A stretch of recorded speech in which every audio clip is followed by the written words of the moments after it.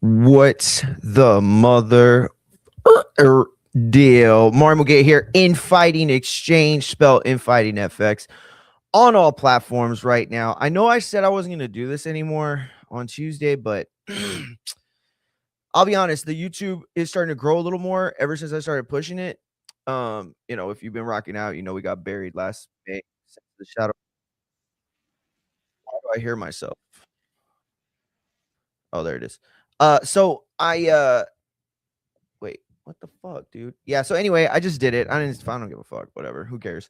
But I am gonna jump off of YouTube at the end of the hour, because we're gonna show some stuff and they've been like real bitchy to me lately.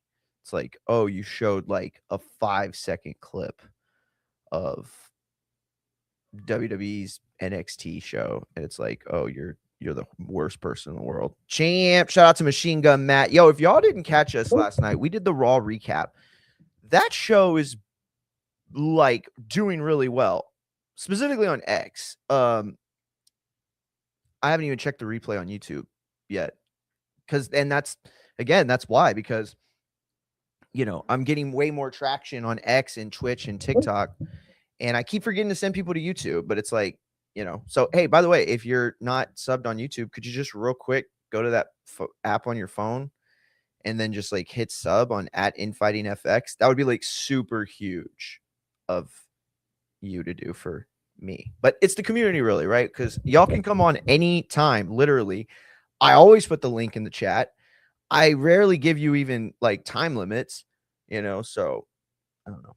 It's a community for all of us, okay? It's just, it would be like at my house only.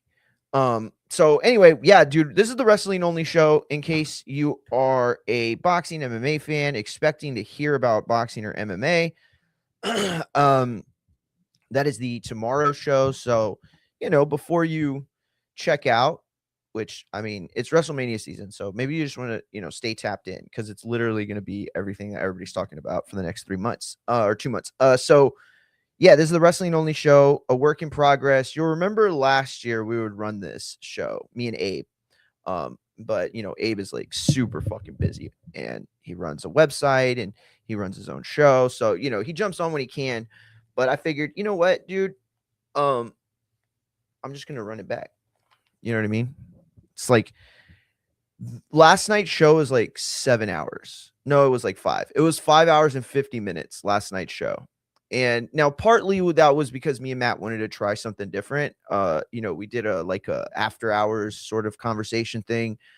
If you're 18 or over, I think you should go and check it out. If you're not, maybe don't. Actually, you know what? No, you can watch it, but like have an adult with you, because we like said a lot of like life hacks. If you are 15, 16, 17 years old, about to turn 18, and you're like, oh my God, I can't wait to go to the strip club. Stop.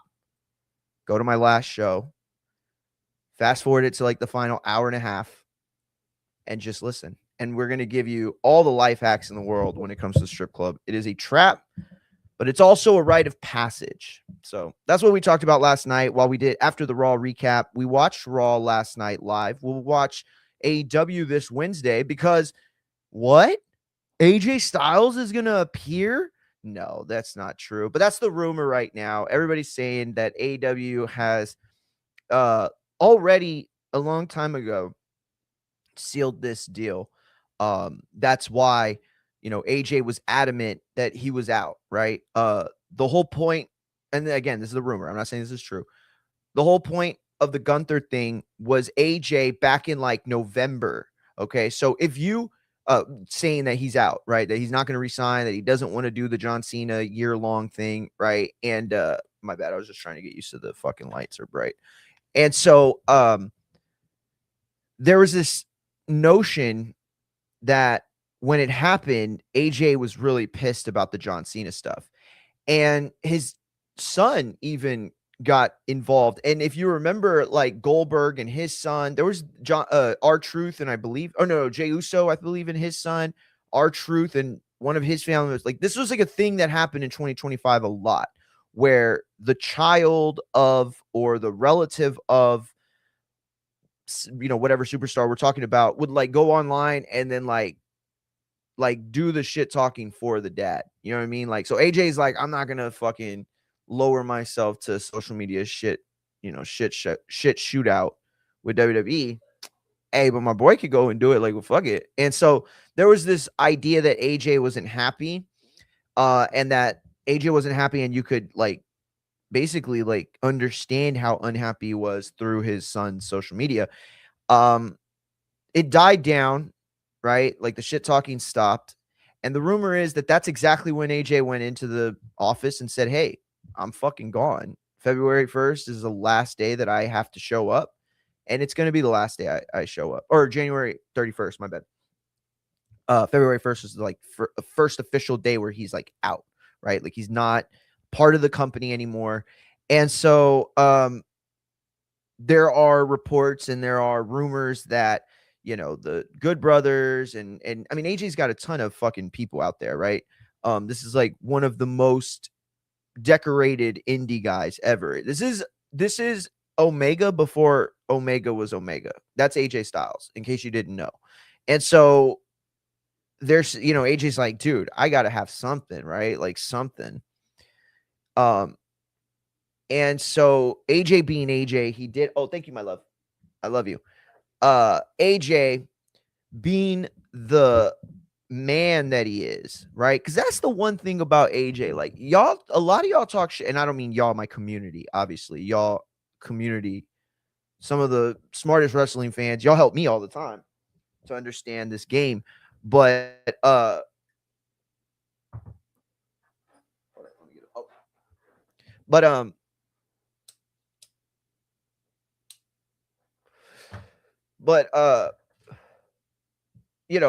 look at the situation with AJ and I say, could this have been done? Because Ricky Saints, Ethan Page, like name any of the young NXT guys or any of the AEW guys that came over. That can't be done. You cannot have like those guys don't have enough. Maybe Ricky Saints did, because he got Cody over there.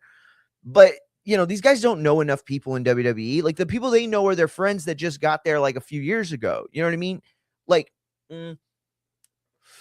if you ever played high school sports, I shouldn't say high school sports. I should say Texas high school because I don't really know how the fuck it works out in fucking Montana or California or nothing. Although Oklahoma is pretty similar. But if you ever like been on a high school team, right? When you're the freshman, you have like no say so. You have like nothing to offer, right? And it's not that you're not good. It's not that you're not even better than the senior starter or junior starter. It's that you don't have any clout. You don't got that swag. You don't got nothing, no aura. All your aura just, you know what I mean? Like imagine Andrew Tate. Y'all know Andrew Tate, right? This guy got super famous. Talking about I'm the fucking man, talking about I'm a fucking, X-time champion. And then look, what happened? We saw him get his ass beat, right? And that aura's gone. Bro, that guy is literally challenging Sneeko to a boxing fight, right? And this guy says he's a fucking combat sports dude, right? Andrew Tate. He's like a fucking dude. How little do you know about the sport of combat? Like, how little do you know about combat sports to be challenging Sneeko and think that that's like a thing, right? And like, if you don't know, I really don't want to talk about it at all. But, a few weeks ago, a bunch of retards got into a bus in Miami, played a Ye song that's like literally persona non grata everywhere. And the dipshits got kicked out of every hospitality service in Miami. Sneeko's banned from every club, they say, or bar in North America. I mean, I don't know if that's true. I know that he is banned in Miami for sure, and in most places in Florida. But anyway, they got into this whole thing, about who played the song and, who was in charge of this. And so now Andrew Tate and Sneeko are like beefing, right? And again, I don't keep up with none of this shit. It just comes through my timeline. Somebody asked me about it, talk about it. Because like in my line, right, like on social media and in real life, like I'm the combat sports guy, right? Like they call me up like, oh, Mario, he's, been a journalist since 2012.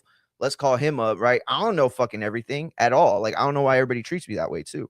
But at the end of the day, what I do know is that AJ Styles has that ability. He is that badass junior that wants to transfer schools in his senior year And the district's just going to let him do it because he's fucking going D1 or maybe even fucking getting drafted to the pros out of high school, right? We don't know, but he's a badass. So fuck it. You want to go to a different school, go to a different school.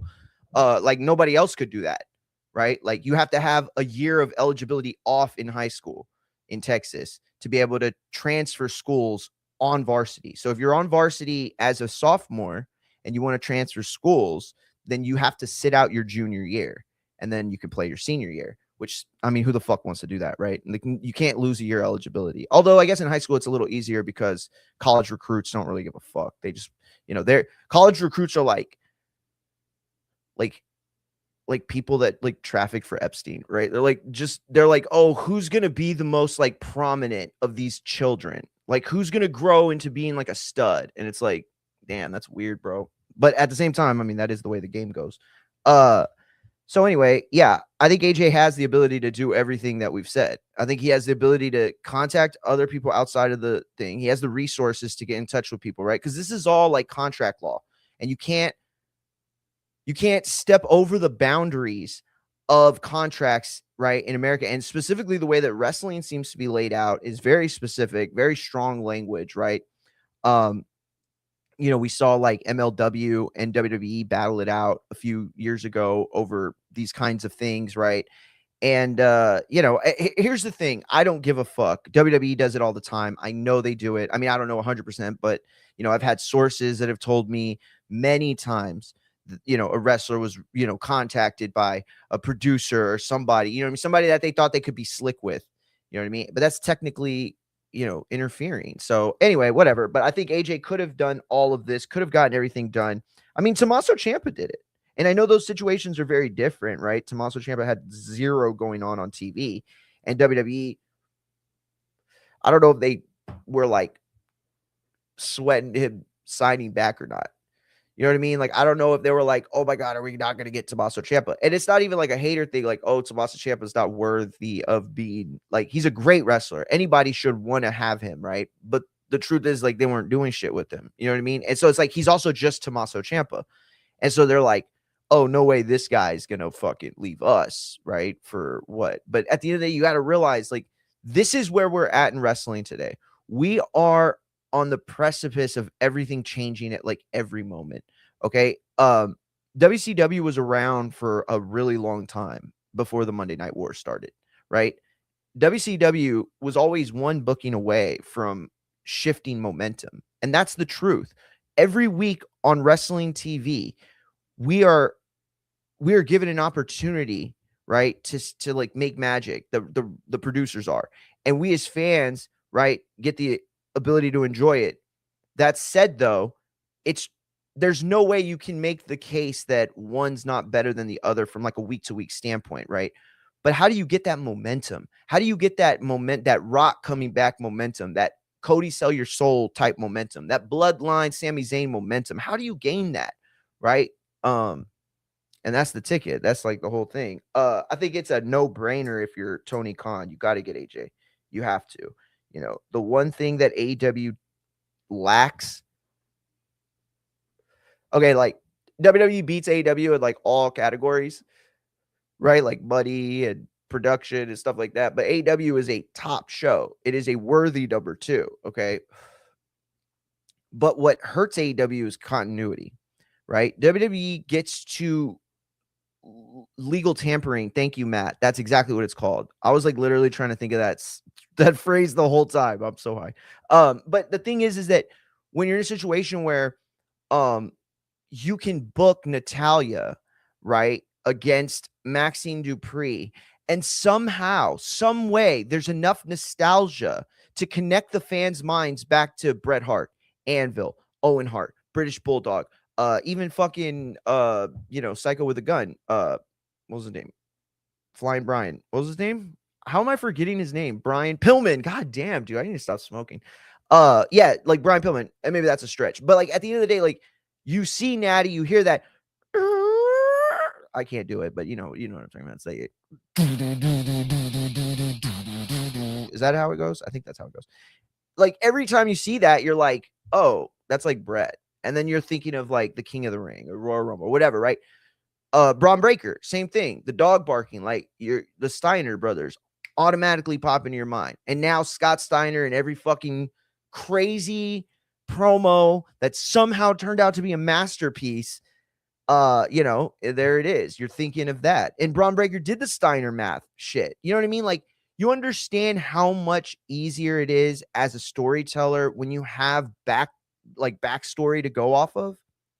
Like, nobody would have given a shit about Roman Reigns, The Rock, Cody, and Seth, and that whole WrestleMania 40 storyline if The Rock was not, a wrestler. Like, if The Rock was always just an actor or a football player, and he came back and he's like, look how many family members I got in wrestling. Nobody gives a shit.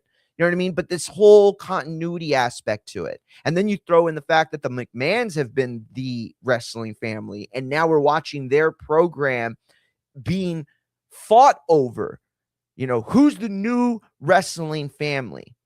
Who's the new premier wrestling family? Well, we're going to argue it out on Monday Night Raw, the show that the last wrestling family helped build, created, owned, operated, like, starred in.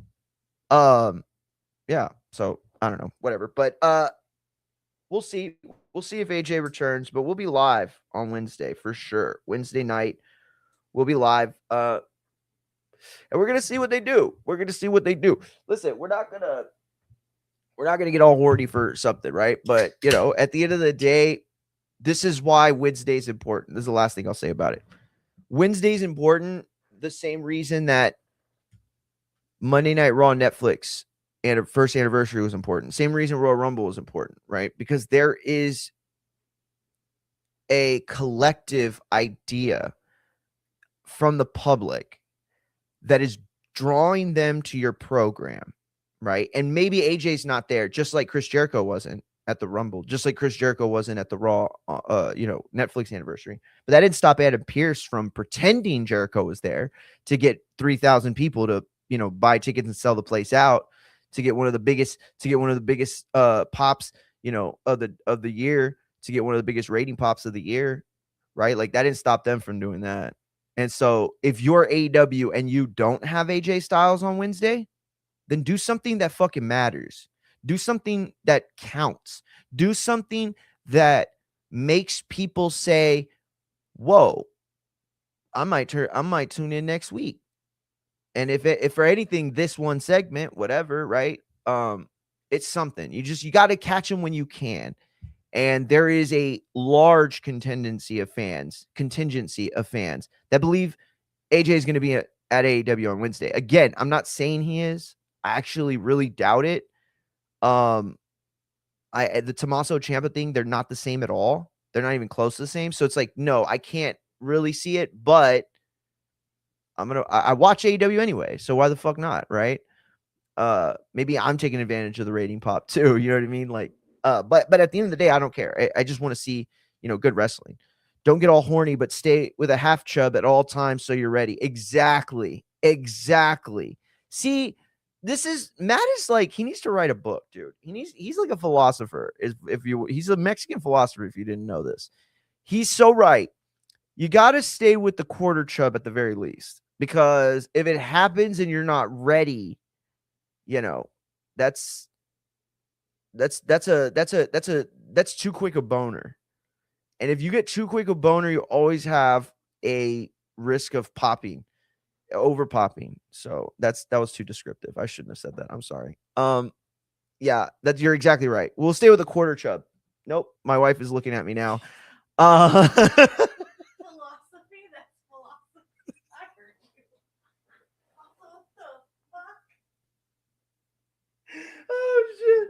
Oh, she's questioning whether that's philosophy or not. But Matt, I know.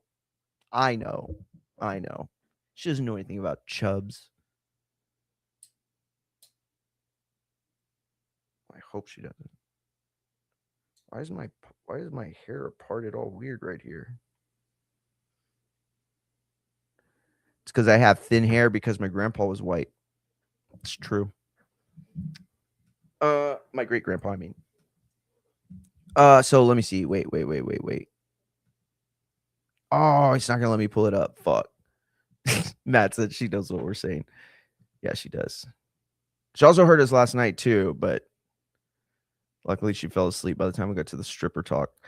So anyway, last night's Raw, we're gonna recap it. We're gonna go over it. I wanted to start with the Braun Breaker stuff, but man, I watched that SmackDown. Or you know what? Let me turn it on. I can't turn it on here. I try to record it on my DVR. And when I went to play it, the volume got fucked up. That's been happening. I don't know why. Look, let me show y'all. I'm gonna play it real quick. Oh, that's not it.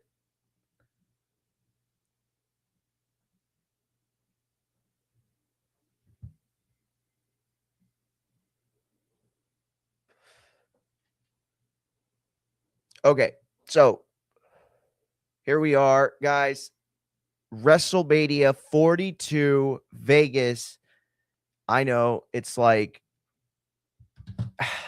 it sucks that it's Vegas again. I'm not gonna lie. Like I feel like it's the same thing, right? Like imagine if we get to Avengers Doomsday and they're like, guys, we're gonna have to defeat Doom, and then Doom comes and like disappears everybody, right?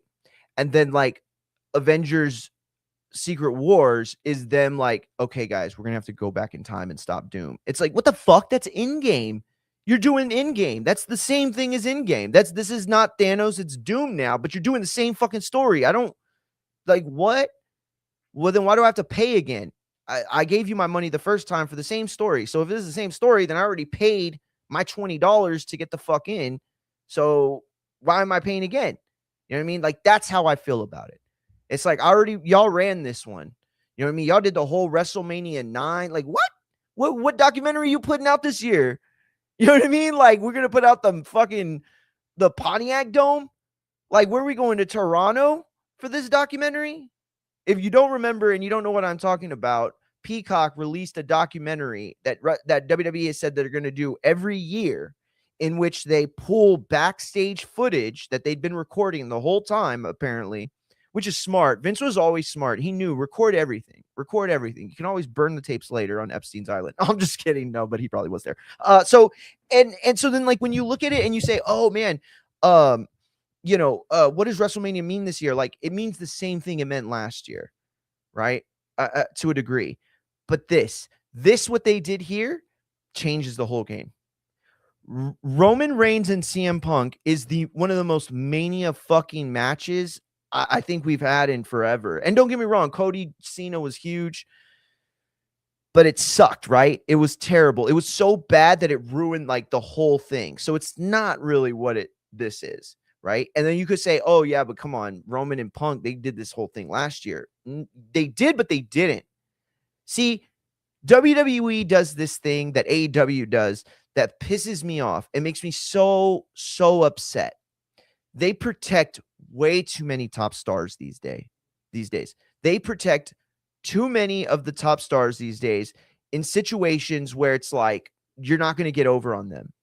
So it's like you have all these people that are never really getting buried or like never really getting over, and so like last year they used Seth Rollins as a crux, right? That was the Seth Rollins show, that whole triple threat. Punk and Roman were like a byproduct of it. But at the end of the day, their feud was, they were a byproduct of Seth Rollins. Seth Rollins was always the main crux in that entire feud. We have never gotten Punk and Roman. Never. We've gotten teases of it, right? We've gotten teases of it, but this is the first time. And they're going to go and they're going to do this match, dude. And we're going to get a definitive winner, I think. It's kind of funny how they put that doc out like this, why it was bad in Vegas last time, just to shit the bed again in Vegas. I know, right? Yo, Mike, are our grandkids, Matt, gonna be watching in like 30 years this WrestleMania? Like they're like, dude, this was a shit show, but what a great documentary. Anyway, yeah, so we have a real WrestleMania match, right? So now Vegas, fuck it. Let's do it again, then fuck it, right? Because that's where I was. It's like we're running it back. That's all we're doing. And again, maybe if you're a critic of all this and you're saying, well, what are you saying? Like last year in Vegas, they did this match too. It was just with Seth Rollins. And it's like, that's a completely different match. That's not the same thing. It's not even the same story. You know, Seth Rollins was the main character in this. This story, this match is different. This is not for the title. This is for main character. All right. That's what's on the line. Who's the main character in WWE? Right. And like a lot of people have been saying Cody over the last few years, but the truth is, it's never stopped being Roman. It has been Roman for the last decade, and I think it's going to stay Roman for as long as he wants to stay in wrestling. Okay. This guy is always the one that is cheered for the loudest. When you have a ring filled with Cody Rhodes, CM Punk, Roman Reigns, Seth Rollins, Logan Paul, and OTC is the chant that ends up taking over everything. Nah, dude, stop playing. Quit pretending. But if you're WWE, you also look at Punk as, a lifer to a degree. I mean, not really, but this is a guy who made his bones on that show. This is a guy who was one of the guys that kept the show interesting when nothing on the show was interesting.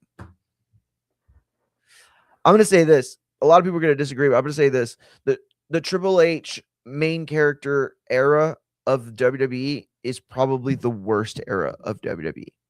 There, I said it. When Triple H was the main character, and he's probably been the longest running main character, if you think about it, that was the worst era of WWE, right? And what we're looking at now is a match that, again, yes, the heavyweight title's on the line, and I love that they're doing that. When you think about 2 years ago, the story, Cody Rhodes' story that he wanted to finish, a lot of people don't realize that book on Cody, the story that he finished, there's a chapter in there before the last one that's all about shitting on that heavyweight title that Punk's got around his waist. That literally is what happened when they did the whole who's he going to choose storyline. That literally is what happened. Cody and the WWE made Seth Rollins and the heavyweight title so irrelevant that the stink has stayed on this title ever since. And I can't even remember, the narrative as well, but it was terrible. Matt says, similar to AEW fans, this is what also pisses me off about WWE fans. They complain that everything is the same, but on Saturday they cheered when Roman won, and again when he picked Punk. Yeah, dude, that is true. That is very true. But I think that it's still indicative of a Roman era, right? Because think about it. The last time Roman had won a Royal Rumble, he was booed out of the building. He was booed so hard that The Rock questioned his life choices in the middle of the ring. Y'all remember, right? Look, I'll bring it up. Hey, you think I'm fucking around? Hold up. Yo, what's up? Nothing? Wait, what? Let me call you right back. All right.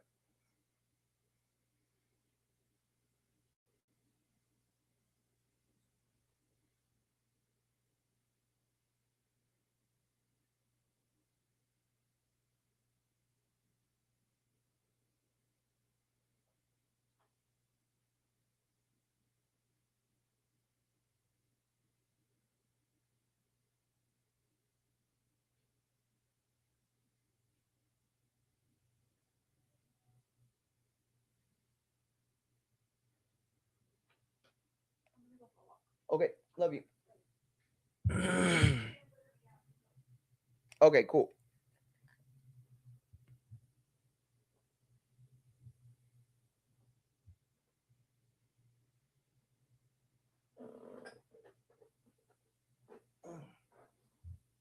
Sorry, guys. I got something going on in the background.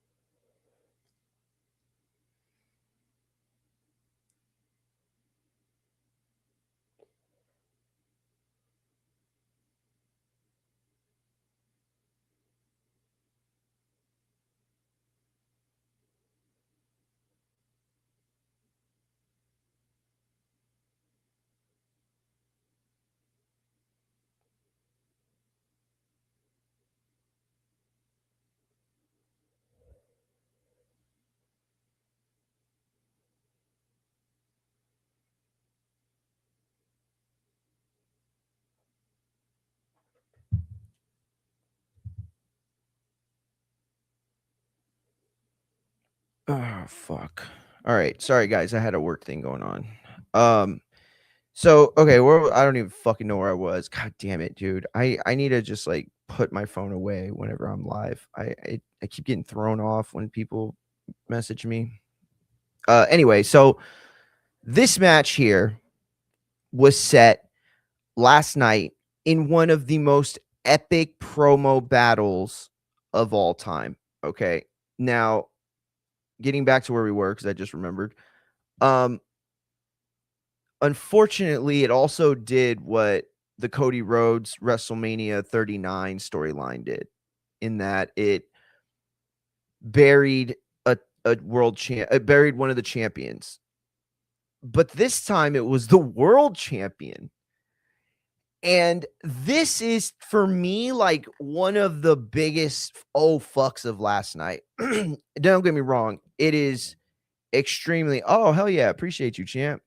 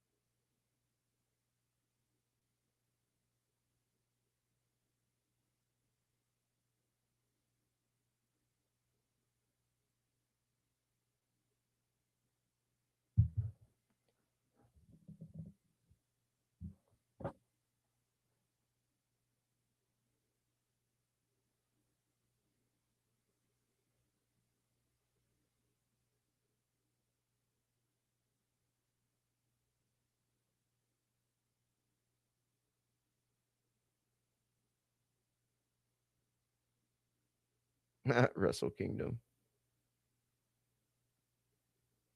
Okay. So yeah, if it ends up bearing the world title in the process, I don't really have any problems with that. The world title has so much continuity at this point. It has so much story. It's represented by so much more that it's impossible to like actually bury. Everybody wants to be the world champion. Stop it. Right? Just stop it. This title, on the other hand, is only really relegated by who is holding it. In other words, the championship is only as valid as the superstar's record, resume, and lore. And CM Punk's is, it's unshakable. Or I mean, except for AEW. But if you look at, what he did stand for before he came back to wrestling, I mean, he's the epitome of all the fans' favorites, right? Like, and so like this lore is so big, you have to protect it. But then you look at Roman Reigns, it's the same thing, right? So who's going to get over on who? That's an important thing. And having a title that somebody can hold at the end does matter. The heavyweight title is not worth much right now. Whatever it's worth, it's only worth that much because CM Punk is the one that holds it. So now whatever it's worth goes up even more because that's the title that Roman Reigns wants. And then it's going to get even more bigger in this 2 months. By the time we get to WrestleMania, it is the belt on the line that year. It ends up becoming it's got to be the second main event, right? It's got to be night 2. I don't know what they do, and that's why this is a great match. Unfortunately, burying the world title also means burying Drew McIntyre, and that's exactly what happened last night. Let's listen to it. Where the fuck? Oh, oh, that's cool. You see the screen? Oh, you can't see. Never mind. I was like running through like all my boxing and wrestling pictures. I don't know why they're not in any sort of album.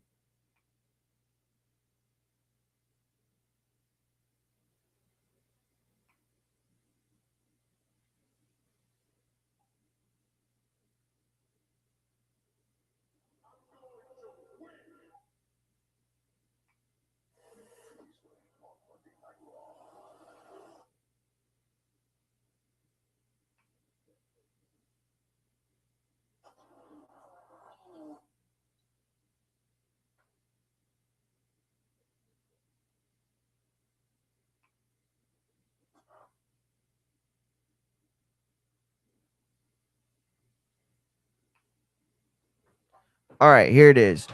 We're gonna listen to it. Let me mute it real quick.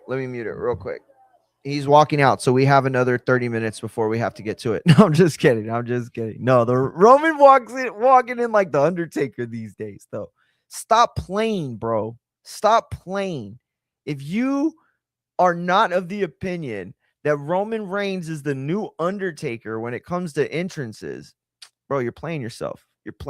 Maybe even you're playing with yourself as you look at Undertaker's or Roman Reigns' picture. But nah, stop it, bro. Roman Reigns is the new Undertaker. Shout out to Matt. He's the one that made that joke. It's more proof that fans don't know what they want until it's given to them. Machine Gun Matt nailing it on the hammer, because I did not know I wanted this. I don't know why that happened. I did not know I wanted this. I mean, I did and I didn't.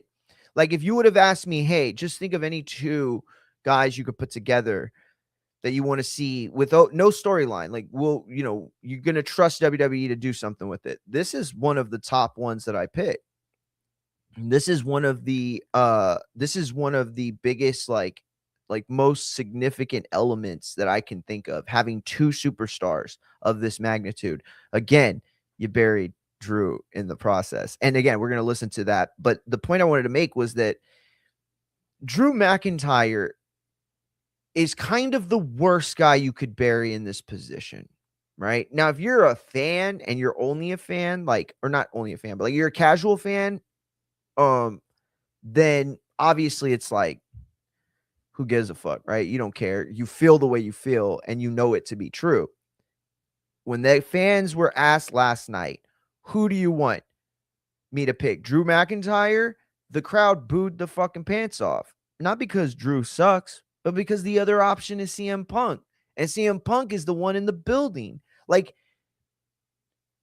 you can argue that all we did last night was put the points on the board.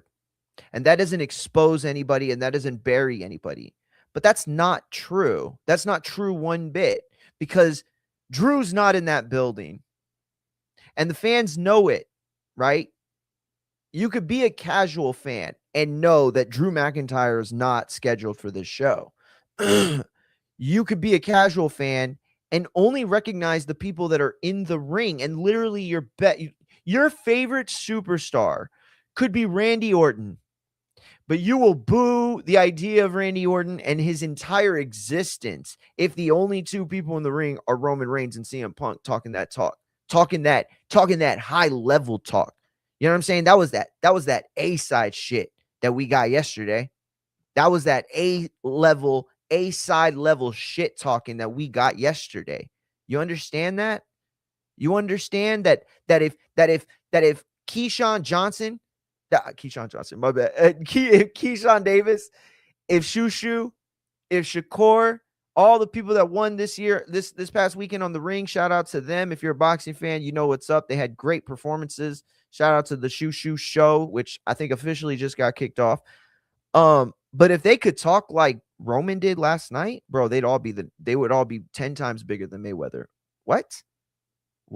Are you kidding me? If they could do what CM Punk did last night in that ring, bro, you could make a star out of a dude with a 500 record. You could take a 2-6 bum and make him the biggest ticket seller in the world if he could talk that shit like Roman. Hey, you don't believe me? Well, you're fucked up for not believing me, because by this point you should know that I watch everything. Go look at a man named Blair the Flair Cobbs. If you're a wrestling fan only, you don't know shit about boxing, all good, no problem. Do me a favor. Keep me on the little mini player and then go watch, go Google or go Chat GPT or go whatever, X, whatever the fuck you want to go, and go ask about Blair the Flair Cobbs. You know what you're going to see? You're going to see a limited fighter. You're not going to see a top pro, like a top level pro, like a top of a weight class pro. You're not even going to see a top 10 pro, honestly. You ain't going to see somebody with a bright career in boxing ahead of them. You're not going to see somebody that ever really had that much of a future. But then you're going to find out, oh, this guy got fucking clicks. This guy got fucking followers. This guy has people watching his fight, despite the fact that he is the massive underdog against any top opponent. Maybe even the bubble top opponents. So go look at Blair the Flair Cobbs. Go listen to some of his interviews. That man could have been a wrestler. That man could have been a shit talker in there. He went by the Flair because he did the woo, and it pissed them fucking fighters off that he was fighting. Let me tell y'all, his opponents would get rattled to the point that Flair would oftentimes come off better. Cobbs would oftentimes come out looking better than he actually was because he got into his opponent's mind. His opponent's talent was oftentimes distinguishably better. A casual fan could see the difference between the two and understand whose jab looks crisper, whose feet move swifter, who has a better understanding of their ring IQ, right? But that man got paid, bro. Got that Adrian Broner fight. And if you know anything about Adrian Broner, you know that is like the golden ticket in boxing. A soft ass, fat ass fucking dude who's an alcoholic and distracted by gambling and whores. What? Bro, I'll fight that guy right now off the couch. I'll fight him right. Give me the check. I'll fight him right now. I'll lose. I'm not going to pretend I'm going to win. I'm going to lose to fat ass Adrian Broner. He's going to beat me. He's a former pro. But, my channel's going to blow up, dog. You know what I mean? But at the end of the day, I'll tell you right now, I think I could survive. I think I could survive a 3-rounder for sure. 6 rounds, probably. I don't think he could land anything that takes me out. Except for a body shot. He could stop it with a body shot, I'm sure. But I just don't think. No, he'd beat the shit out of me. He'd beat the shit out of me. No. He'd beat the shit out of me. No, you know what? If he's fat right now and he ain't been training, I could run. I think I have enough boxing skills to run for 3 rounds. Maybe 6. Probably not. Anything more than 6, he's going to he'll stop me out of just sheer exhaustion. No, he could one punch knock me out. That's true. He could one punch knock me out. Anyway, the point I'm making is that if you have the talent to talk that shit, you don't need the star power. I mean, you don't need the talent. If you have that star power, you don't need the talent, right? Oh, you don't believe me? Why don't you go look up a guy named Jake Paul? Why don't you go look up at a guy named Andrew Tate? Why don't you go look up a guy named Gotti the Third? I don't even fucking know his name. Why don't you go look up some of those people who are really good at shit talking and really terrible at fighting terrible at fighting in general, and some of them just terrible at fighting at like a top pro level, right? Like Jake Paul is a good fighter for a novice, right? He's a decent fighter, or he's probably the greatest fighter of all time compared to celebrity boxers, right? Or YouTube boxers. He's probably pound for pound the best, right? But then when we actually talk about that next level up, that level that a lot of casuals don't understand, that's where you know what I mean? Like if you were watching AJ and Jake Paul and there was literally a belief in your heart that Jake was going to win that night, you're retarded. Either you're retarded or you have been propagandized to the fullest, and you need to understand it because that's dangerous shit. Here's the thing: if you have a friend or a relative who strongly believe, you need to leave them now. You need to have them out of your life. They're the most toxic people in the world. Okay, leave them. Leave them. You can keep your MAGA cousin. You can keep your liberal aunt. All right. They're good people. They're just brainwashed. But do not fuck with that dude. Do not fuck with him. I'm telling you right now. Look, all I know is that Drew McInytre has been the hardest working guy in the last 3 years of this fucking thing. And actually the last 6 years. And actually during the most important time in the history of WWE, which was the COVID era. Well, maybe not the history, but certainly in the modern times, within the 21st century, this was the most crucial time. This was the time that every single business in America was at risk of not just, maybe not even losing itself like completely, like bankrupt or anything, maybe not that, but losing the level, right? Boxing, you look, Top Rank has never recovered from the COVID. They never did. PBC never recovered from COVID. A lot of businesses. You know who has not recovered from COVID? NBA. The NBA has not recovered from COVID. I don't even know if the NFL has. No, the NFL has. But the NBA has not recovered from COVID. A lot of businesses have not recovered from COVID, whether that was the structural elements of the country and it being changed, and I'm not trying to get political into any of this. Like there's a lot. COVID is still one of the things that splits me to this day, right? Because I'm a strong believer in American rights and states' rights. That's why I don't fuck with this president at all. And I really don't even fuck with nobody that seriously fucks with him. Because I think you don't even know how America is supposed to work. And that's cool. If you want to change America, then do it the way you're supposed to, right? Like get the votes, lobby, do all the things, and we'll change the law, right? Do it that way. Don't just break our system into a million pieces because you're too stupid to understand it and come up with an actual plan, right? My bad. I didn't mean to go off on that tangent. But Drew has been the guy that has been pulling the fucking weight of this ship. And during that COVID era, he was one of the only reasons to watch. And I don't mean that. No. I'm sorry. I shouldn't have said it like that. That's not what I meant. I didn't mean that.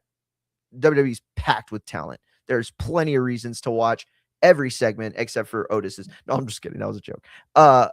Unless Burt Kreischer's in it. But you have this situation where Drew kept everything afloat during COVID, wrestling was saved by him in a lot of ways, you could say. Am I giving him too much credit? I feel like maybe I'm giving him too much credit now. But either way, I'm not going to not give him the credit that he deserves. And the kind of credit he deserves is more than what Roman deserves. It's more than what Punk deserves. And again, these are superstars. I'm not talking about their level of superstardom. I'm talking about the things that actually matter in life. Getting up and going to your fucking job, right? Putting in that time, putting in that work for others, right? Roman and Punk are at a level where they're like brand management. They're building their brand still, right? Like to a degree. Like they're bigger than wrestling in their heads, right? And maybe they really are. I mean, they probably are. And when you look at it, you see that they're no longer really wrestlers. They're superstars. They've transcended wrestling, right?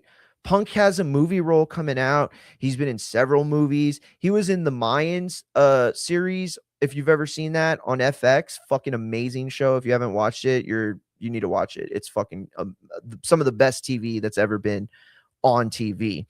It's a Sons of Anarchy spinoff. If you've ever seen Sons of Anarchy, the gang that they rivaled with the most, the Mayans, the biker gang. So it was like Sons of Anarchy was like the white guys, and then like the Mayans were the Mexicans.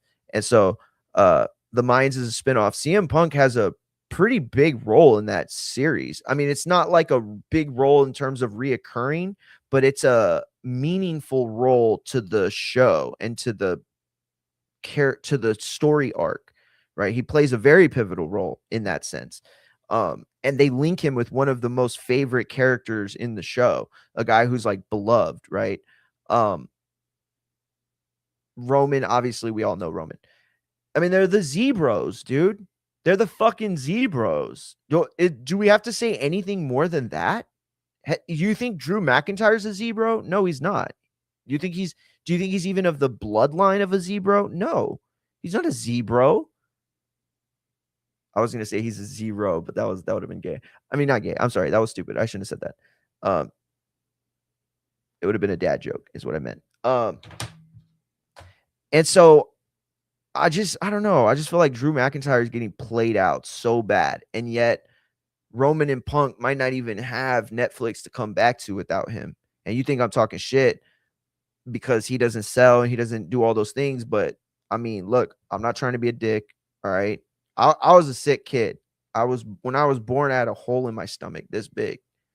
And then I got stabbed when I was a kid, and that messed things up even more. I have like 12 scars on my stomach.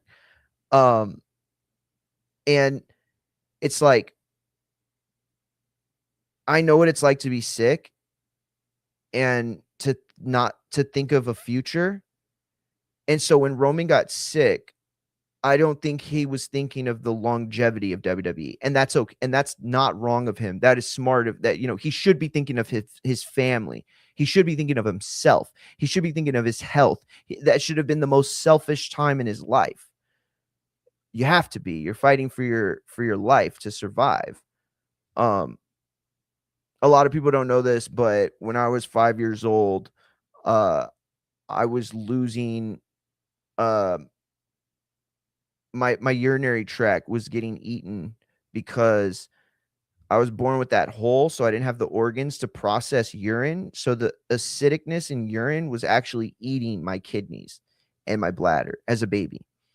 So when I was 5 years old, I was very close to a point where I was going to lose my left kidney, and then at some point it would have been, gonzo for my right. So they sent me to Boston, and that's when I ended up in all the medical journals.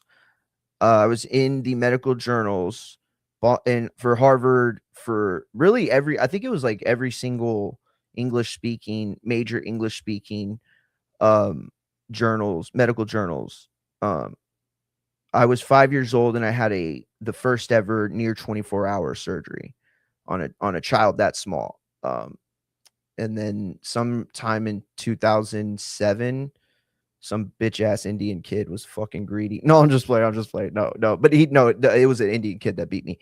But yeah, I was 5 years old and I was the youngest child in North America, to go through a surgery of that length. It was originally scheduled for 21 hours, and there was an issue with my what's it called?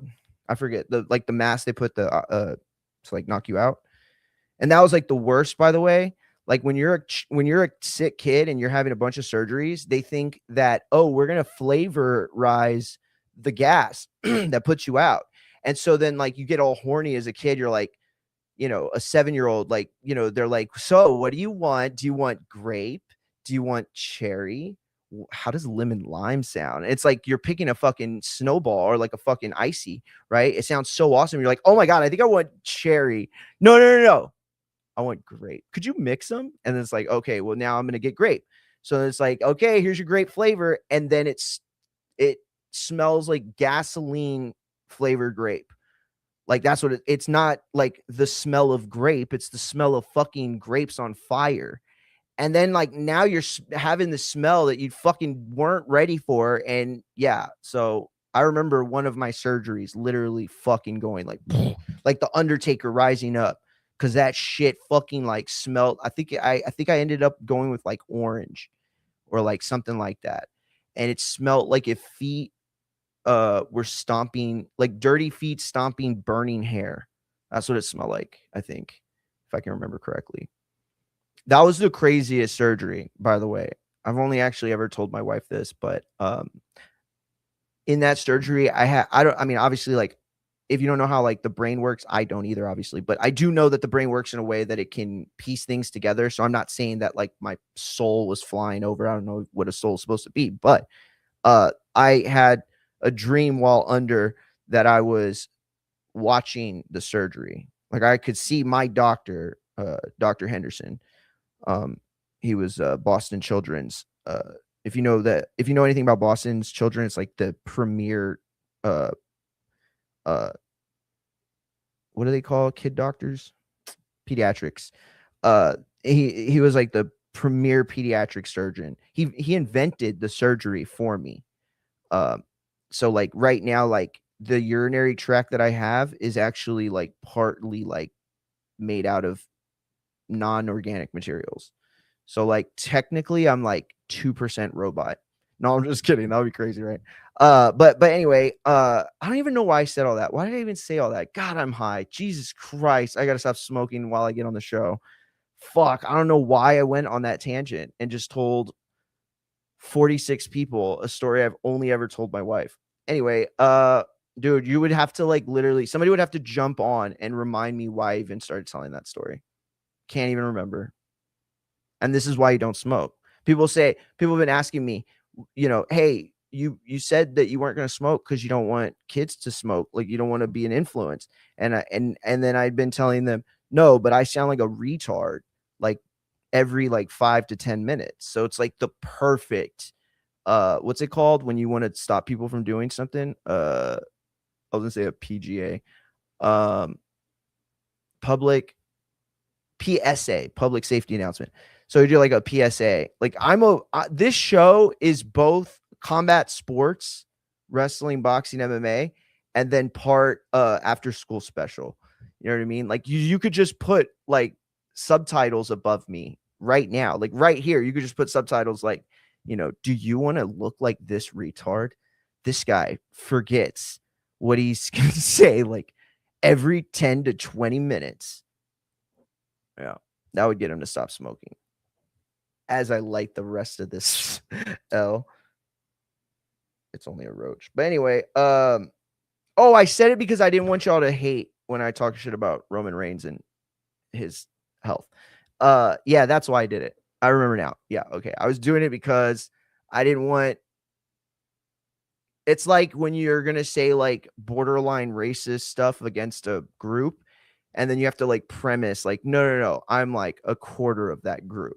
You know what I mean? And then it's like, oh, okay, well, go ahead and say the N-word, like whatever whatever it is.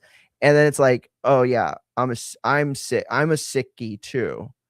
Does that sounds like racism towards sick people, doesn't it? A sickie, you fucking sickie.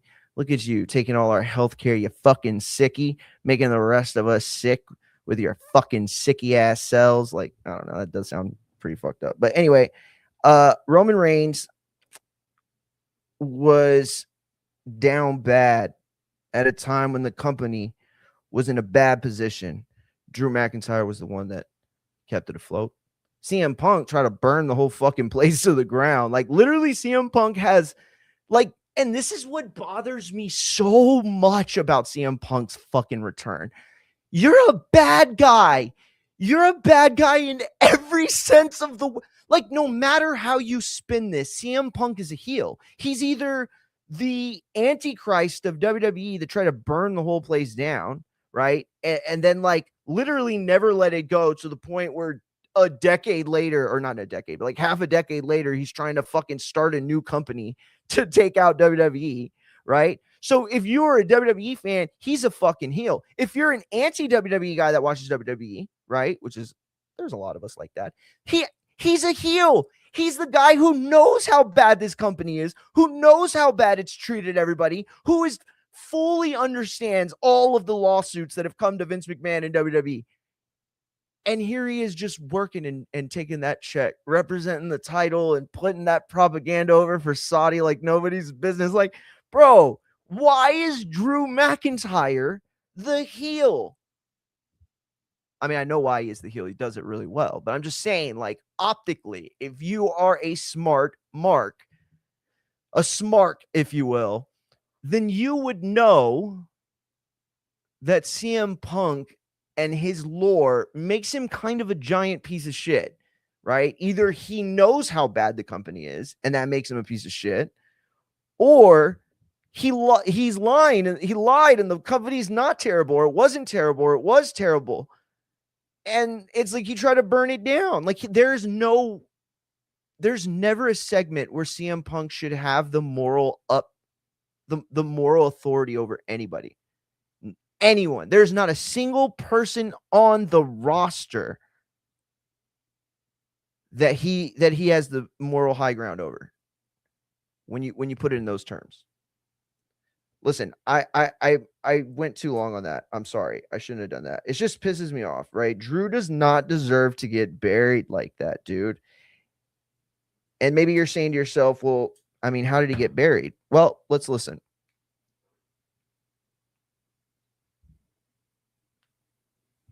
God damn it, I was trying to be cool. Fucking piece of shit.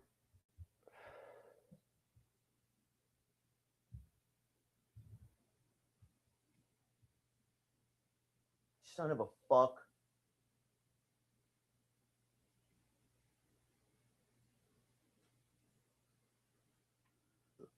All right.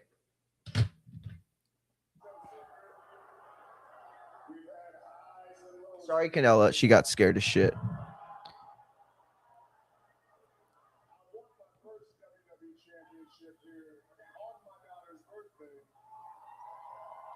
That was good. He said that. And okay, you know what? I'm sorry. But this was so good. Like, we have to understand how good this was. And if I don't do a good enough job today on Tuesday following this, if I don't absolutely praise the talent and the company when they deliver huge on the night when the stakes are higher than most, then I ain't shit. Why am I doing this? To just cry? Like, you know what I mean? Like, all those other dudes that do boxing and wrestling and MMA and shit like that separately, by the way, because Ariel's the only one that does them all. Like me. Uh, all those dudes, they always just complain. They always just talk shit. They're always just trying to stir things up. Why? Because that's how the algorithm gets fucked, right? Like, they want you to engage, right? Like, that's what MAGA is. That's what MAGA is. It's just this like social media engagement platform, like, or a project, right? Where there's like sucked a bunch of people into like commenting, and because they know they can say things that are very, very heavy, like, or weighted, right? They can say things that are so weighted based on what other people have said, and they're just continuing the message, right? So like, imagine if I said imagine if I said, we should get rid of DEI because because Asians are terrible at driving planes and we don't want them to be pilots. And it's like, oh, that sounds kind of racist. Why are they bad at, like, what evidence do you have that they're bad at driving planes? And it's like, oh, well, obviously I don't, but I'm just gonna not go on TV anymore. And it's like 3 years later, a guy saying, you know what, DEI we should get rid of it because it's unfair. And now you've set this narrative where it started in racism, and now you're trying to change the direction of it, right? And that's like, and by the way, DI is, if you don't know, DI is bullshit. The Republicans are full of shit, and so are the Dems. DI is not real. Okay. And it makes me wonder how many Republicans have ever worked a job. DI is not real. Y'all understand that, right? It's not a real thing. It's like basically like a naughty type of thing, right? When companies, I mean, don't get me wrong, some companies go fucking crazy with that shit, but I mean, so I've heard. But for my experience, all I know is that DI is not real. It's not real even a little bit. In fact, it's often just used as an excuse to get rid of someone else that they don't want. But don't believe me. Go chat GPT for yourself. Do your own research. You know what I mean? Like, I'm just here because I don't have any kids and I read all the time. So I give you the information that I get. Maybe it's wrong, but then you can go and check it out, and then you find out it's wrong, and then you come back and say, hey, actually, dude, I found this source or blah, blah, blah. And it turns out that every company in the world has been hiring nothing but blacks and Mexicans and Asians, you know, and that's the reason why the country's still mostly white. It's like, the fuck? I don't know, makes sense, but I'll check it out. Anyway, this was Roman at his best. All right. This was Roman Reigns at his best. He was so good on this night. And I don't think people understood how good he really was. I want to real quick take it back to this line right here. Can y'all hear it? Hold on. Okay, he said we have highs and lows in Philly. I'm going to turn up the gain a little bit. Can you hear me better now? Okay. So I'm going to talk a little lower. Or I'll talk a little further away because I just want y'all to hear it. Listen. I won my first WWE championship here on my daughter's birthday. So you, oh shit, my bad.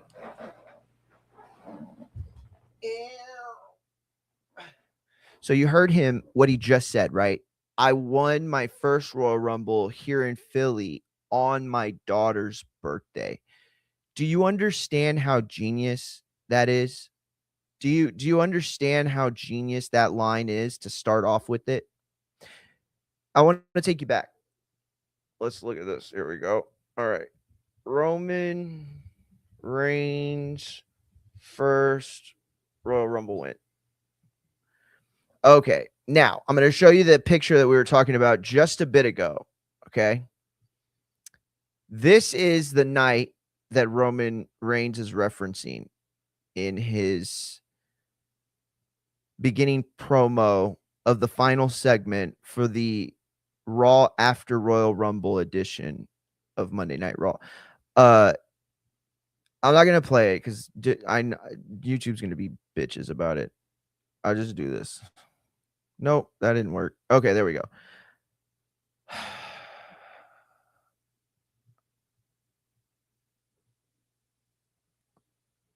Nope, that didn't work either. Fuck. Oh, I know what to do. Never mind.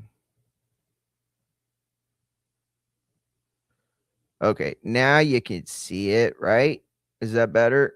Okay, so what you're looking at here, let me describe, is the night that, can you see my mouse? You can't, right? Fuck, never mind. Okay, well, if you see the picture on the right, these are both pictures of the same night. One is the hard cam shot that WWE was using for the telecast, and the shot on the right is a still frame from WWE.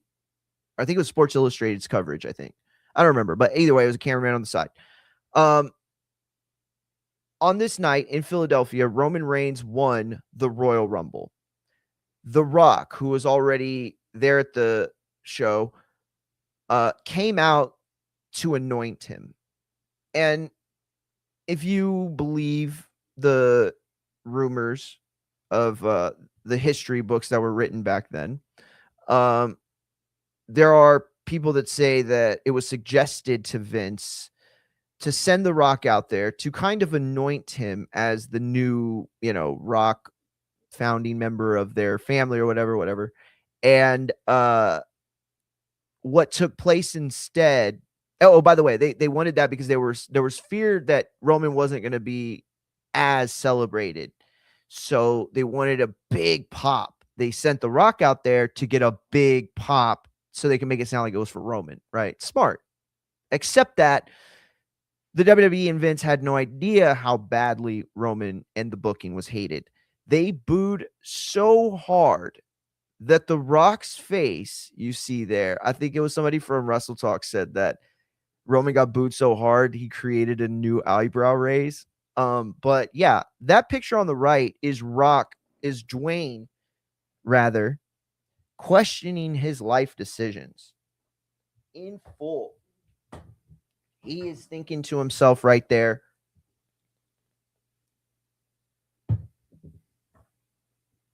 why'd I come out for this shit? Why'd I come out for this shit? And this is the moment he's referencing. You know what? I could do this. Why don't we do this? Why don't we just listen?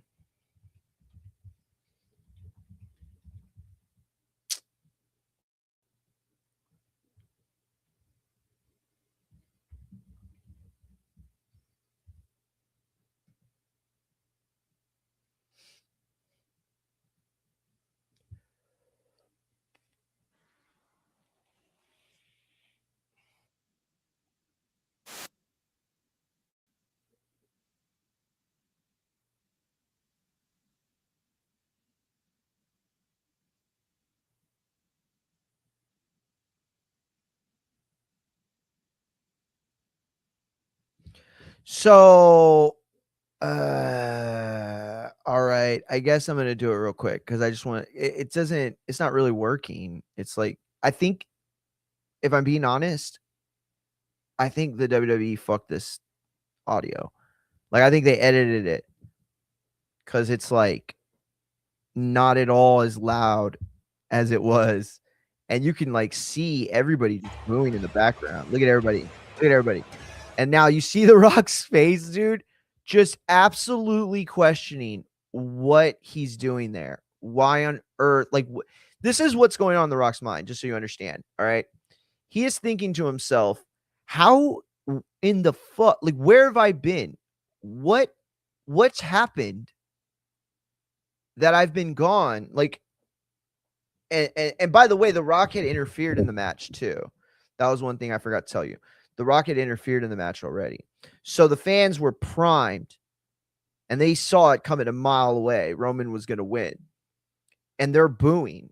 They're booing before the final two are there, right? Rusev was the, I think, final guy to get eliminated that year. And the crowd's just booing. They are booing, and because they knew it. They knew it. So fast forward back to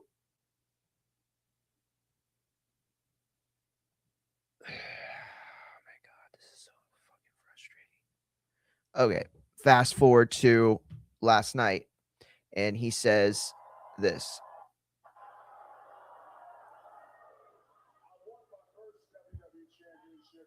I won my first WWE championship here on my daughter's birthday.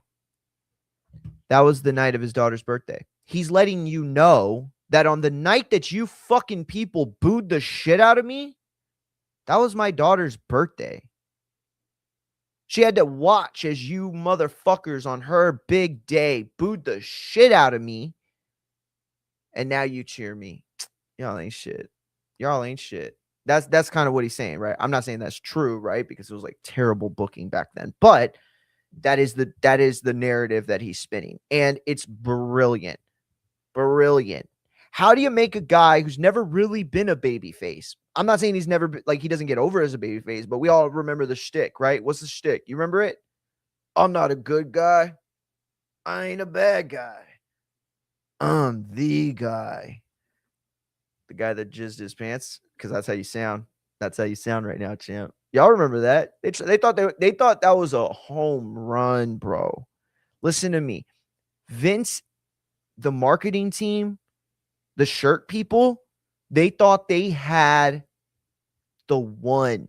They thought they were sitting on the new Austin 316, bro. I promise you. I remember that era. I remember that era very well. I was watching wrestling every week at that time, almost. And if I wasn't watching, I was catching it on Wrestle Talk or What Culture or whatever, right? It was like 2016. I can't tell you how frustrating it is to see Roman perform at that level last night, knowing that, like, where is he? Like, why can't we get that week to week? But this is the story, and he's gonna shift it. I don't know it. I don't know, but I know on my Candace Owens tip. You know what I mean? I don't know. No. But I know. I think it'll be a mistake if they try to go in there with Roman working heel and Punk working face. I think that would be a mistake. But it's early. I don't even want to speculate to where they're going to go with it, because ultimately what you have is a story that's based on, you know, who wins and will they win clean. That's what it all boils down to, guys. Understand, again, the title is not really what's up for grabs. Of course, the title is up for grabs and the winner will hold it and all that for the pictures, right? But in reality, okay, so we have to understand that with a match of this magnitude, Roman and CM Punk, there are two storylines. They're competing narratives, okay? And that's what makes this huge. That's what makes this feel like WrestleMania, because of these two competing narratives. One, Roman and CM Punk are doing the job of Jesus, of wrestling Jesus. I mean, not real Jesus, wrestling Jesus, in that they are putting over the heavyweight title. That same heavyweight title that Roman helped to bury at WrestleMania 39, that Cody buried, that all of the guys buried with Seth in the middle of it, just taking that fucking shit fest there. They're just peeing all over him and he doesn't care. Now they're using their star power to make that title relevant. And that is admirable. That is admirable of both of them, to give a fuck about another title, right? In WWE. Because it's for the boys, right? Like, at the end of the day, there's always going to be the main guy. If you can establish a big secondary title is really what it is, but another major title, you know, That's how you set the stage for one of them badass fucking unifying joints. We always get one of them unifying joints every once in a while, or undisputed, you know, whatever. But Roman Reigns is at the top of his game, and yet they're giving us like these little tidbits of what could be on the way.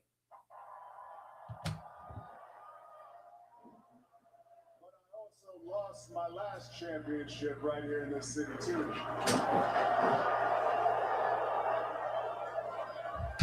He said, I also lost the championship in this city too. That's what he said. Okay. And he's giving himself this duality. Okay. When you think of a character arc is never, the quality of a character arc is never based on where the character ends up in the story. It's always based on the arc, right?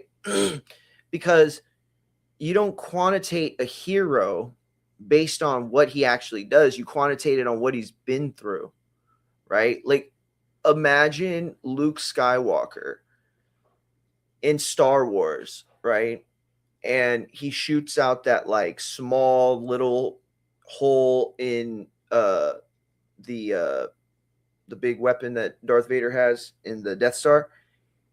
And imagine if instead of going on that journey that he went through, right, he instead gets the droids, opens up Leia's video, and he's like, "Oh, they're talking about the Darth Vader, right? And like the dark side and stuff, right? And like, well, he didn't know about the dark side at that point, but like he's like, and like all the like stormtroopers and stuff, you know."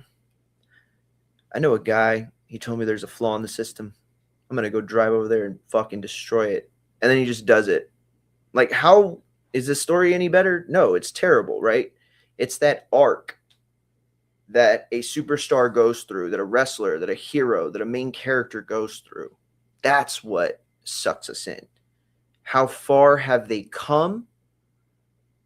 Where are they at the end, and what is the juxtaposition to where they started, right?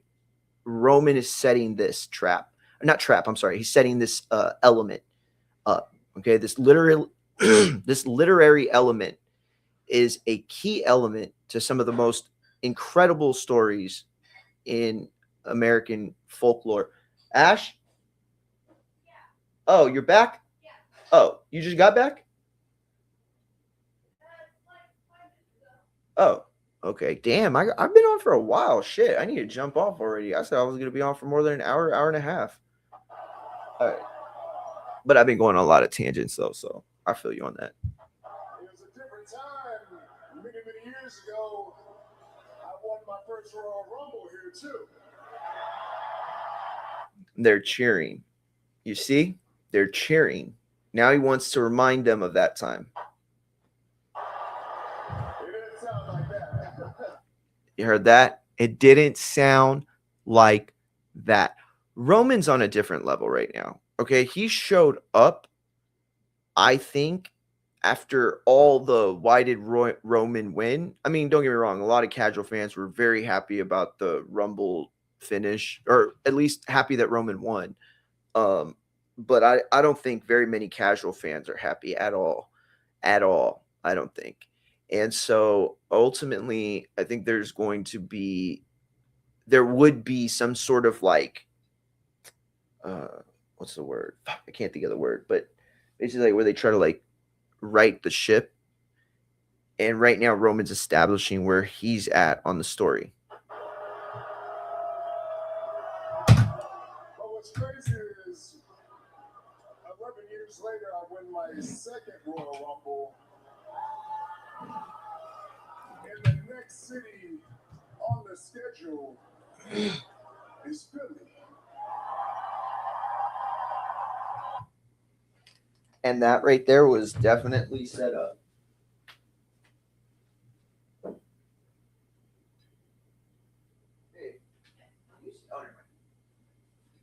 How was it? Yeah. Why?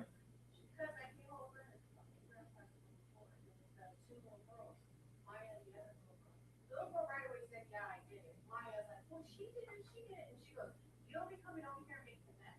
If you're gonna make a mess, you need to stay on your side. So I'm still mad at you for the time you broke that cup and you made Gloria clean it up. She's like, if you're gonna be over here, you need to be respectful. She bitched her out, dude. That's great. That little girl deserves it. I know, bro. It's hood. Listen. Yeah, hood kids, bro. Hood kids. Oh shit, my bad, guys. So, earlier, in the Trump administration, when the government shutdown was happening, and we knew that people weren't going to get their food stamps, my wife started a food pantry. You can check out her TikTok. It's Ashley Smashly. If you're like a soft boy, like righty, don't do it. You're gonna get triggered. But also if you're a crazy leftist, don't do it either, please. She doesn't need the influence. But anyway, she started a community pantry, which, if you don't know what that is, it's basically just a place where people donate food, and anyone can come and grab it, right? It's for the community, it's for whoever needs it. So, at first it didn't seem like it was going to be a thing that anybody utilized. I'll be honest, it seemed like it was going to be a fruitless venture, right? Or it wasn't going to help many people, I should say. Fruitless means that like we're getting something from it, although we do get something from it for sure. A sense of relief that like one less person is going to be hungry. It helps. But anyway, so they started coming though. This is like the first of the month you get your shit, but it's like, I mean, I don't know how many of you have been poor, right? I've been poorer. I won't say I've ever been like poor, because both my parents always worked, and my grandma had a check from the military because of my grandpa. And so but we grew up in low income neighborhoods, and we grew up around like low income housing. Like one of the biggest projects in Corpus was like half a mile from where we lived. Like not even, like it was like 2 blocks actually, probably. That said though, we started it, and then everybody started coming after that, like midweek or mid-month, and now it's like a thing. We don't have as many donations, to keep up with the people that come, but we just do our best, right? We do our best. We're not rich, but we're capable people, so we try to help where we can. That said, the kids in the neighborhood, hood kids, I don't know, if you never grow up in the hood, it's hard to really like, this is like where white Karens are like, oh, you're being offensive, like, yeah, but I grew up there, like you didn't, so you can shut the fuck up. But like, if you don't know anything about hood kids, it's like being outside is an adventure. Not so much anymore with all electronics and shit, but like, when we were, raising hell in a neighborhood back in the day in Laredo and Corpus, we got into tons of shit, spray painting dicks on the side of people's houses. Friend of mine dropped a bird bath on a ragtop car that collapsed the entire roof. You get into shit, right? Shit that you shouldn't have done, shit that's wrong, but at the end of the day, you're stupid fucking kids.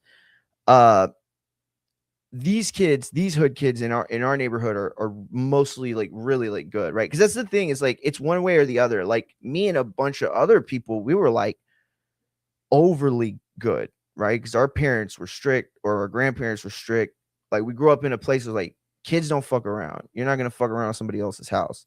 So like we were good all the time. You know what I mean? So it's like it's mixed. And so like we have a little girl who lives next door to us, and the sweetest kid, always helping, always picking up shit, right? I mean, she got a little attitude with her mom and shit, but you know how that go. Mexican moms are always harder on the Mexican girls, on their daughters, I mean. And so anyway, there's this little girl. She's so adorable. She's 4 years, or no, like 5, I think. And she's like this little like mixed Cuban baby, and she's got curly hair, always like mismatched outfit, right? But she's been coming over and like eating shit, and then like she'll just drop it on the floor. And the entire neighborhood's been getting like super pissed about it because it's like trash building up everywhere. And it's always these two little girls and a little boy that come over, rip open everything, drop it, and just eat, right? And then, or if it's fruit, they'll eat it until they're done and they just throw it on the grass. And so I had a conversation with them last week, right? Now, I'm not a father. If you haven't been watching the show for a long time, I'm not a father. That said, I did help raise my niece. We're very close. You know, she's I say like a daughter, but I don't think of it that way. You know, when you're the uncle, you got to sit back and play the role because you're not always going to agree with the parenting or not always agree with the choices or, you know, should she be wearing makeup this early, you know, all that kind of shit. And so you got to stay out of that. So you could be the person that she comes to when shit gets real, and also so that she has someone that loves her that she feels doesn't judge her. That was what my grandma was for me. My grandma taught me unconditional love. Like I could have for real killed like babies and women and she would have loved me no matter what. No matter what. And so I just wanted her to have that, you know what I mean? So like, but I'm not a child, but I'm not a father. Like I'm not going to pretend I am. That said, I try to pull my father voice. You know what I mean? I tried to do it. You know what I mean? I was like, I might never get another chance again. So she knocked on the door. We didn't have no snacks in there. We got cleaned out. It was the end of the month, right? People were trying to prepare for the beginning of the month and shit like that. People's social security is getting popped.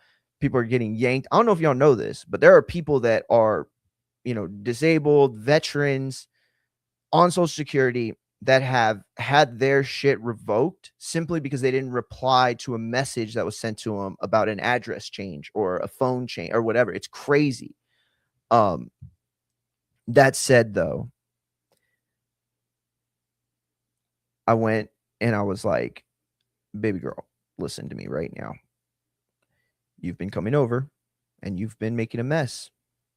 We don't go to your side. The kids don't go to your side, your neighborhood, and make a mess, do they? I know they don't because they clean up over here. So from now on, if you're going to come over here, you're going to need to throw away your trash in a manner that is respectful of this neighborhood. Do you understand? Yes, sir. Yes, Mr. Mario. Okay, and then she leaves. Nothing changed. Literally nothing changed at all. Fucking went out to hit some golf balls, the little foam golf balls. They're neighborhood friendly. I've been hitting those in the neighborhood. Fucking apples everywhere, dude. I was fucking pissed. It's like midnight, right? Took Canella out and I'm seeing it. I'm like, nothing's changed. Whatever. I'm gonna see her and I'm gonna tell her she can't eat anything at all unless she knocks on the door and asks. Well, my wife just was out there, and our neighbor, who is the mother of the daughter that lives next door to us, who's the sweetest kid, just bitched her out. I heard somebody too. I was like, what the fuck is that? And the kids are always getting bitched out, right? Like they're running around and shit. And their parents are out there sometimes too. So you always hear some kid getting bitched out there. But yeah, they bitched her out just now. They bitched her out like really bad. They said that she's not allowed in the neighborhood anymore if she's gonna keep pulling this shit. Apparently there was graham cracker wrappers that blew into the front of their doorway, and yeah, that sparked it. So it's funny. Anyway, back to the show.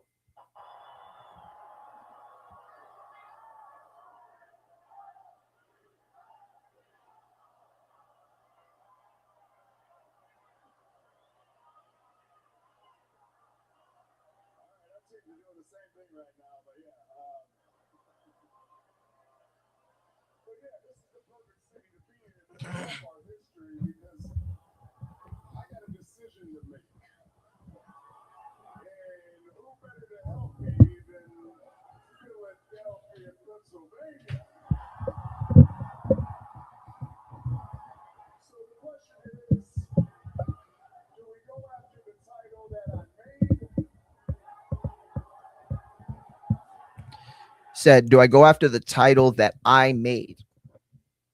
That I'm not counting that as a shot at Drew, but it certainly sets up the narrative that we'll get to. Now the crowd is already chanting CM Punk. Okay. And I got to explain this.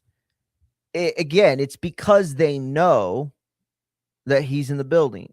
They know that Drew McIntyre is not. So there's never a point. They know that Drew's on SmackDown and Punk's on Raw. So they know if they're getting any decision tonight, that's the decision. So already it's unfair to Drew and his popularity.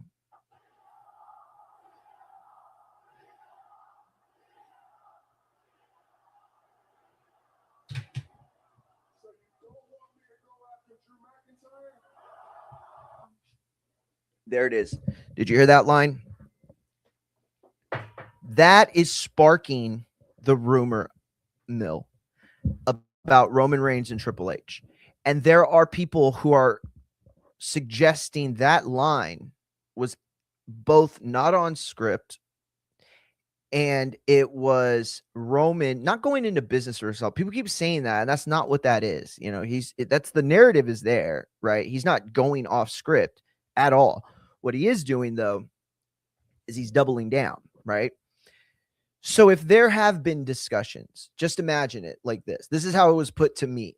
And again, I'm not suggesting any of this is true. I'm just saying this is how it was put to me. And when framed like this, it is rational. The way it was put to me is that if you're Triple H and you have done the job with Drew McIntyre, and the plan was always Cody Rhodes and Roman prior to this, then the idea was at some point to introduce Roman and Drew. That said, that was never really going to happen. It was never really on the table until Drew won the title, right? And then Triple H comes along and says, Roman, this is where we want to go with the direction. We're going to finish off, maybe Cody and, Jacob, and then we're going to mix you in it all. So we want you, Jacob, Cody, Drew, whatever, or some combination of that, right? Where Drew's the champion and Roman is the challenger. And he's saying basically, are you joking? You really think me and Drew is a WrestleMania worthy match? Is this where we're going? This isn't going to work for me, brother. And he said to himself, or not to himself, but he says to Triple H, no, we're not doing that. We're doing this. We're doing XYZ. And, this is when the rumored lines were drawn.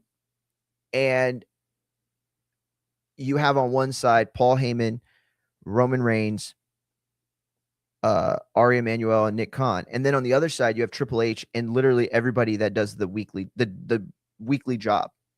Okay. Everybody who makes the TV run, everybody who is responsible for making Monday Night Raw and SmackDown what it is, and NXT, by the way.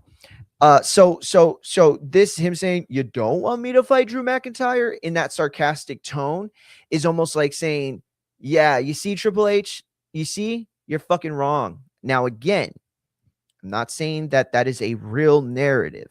However, once it was framed to me like that, I thought to myself, could this just be the work? Could this be the direction? Could we be going in a realm where we take up on that whole creative thing? Because as you'll hear later, CM Punk absolutely mentions it. Okay.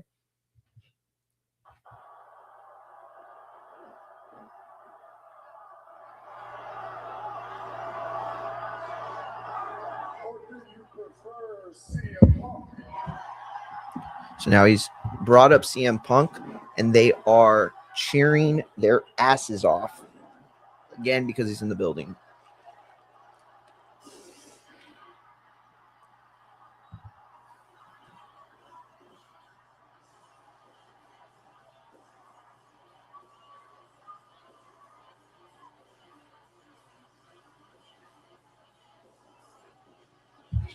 Look in my eyes, what do you see? A motherfucking cult of personality.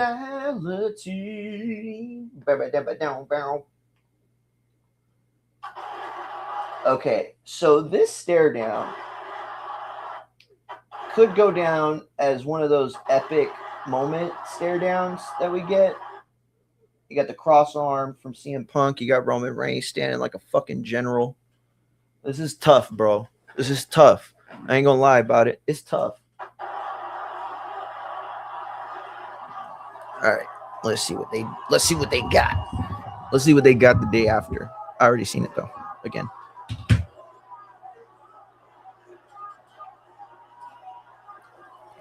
It's a C4 champ. It's a C4. What'd you think it was? A Celsius? What do you think? I want my dick to fall off? I heard what you said. You don't think you're a bad guy? Well, I know when I'm pushed. I am the baddest guy. Now, I wanted to bring this to attention because, again, it's the juxtaposition to Drew McIntyre and them burying him.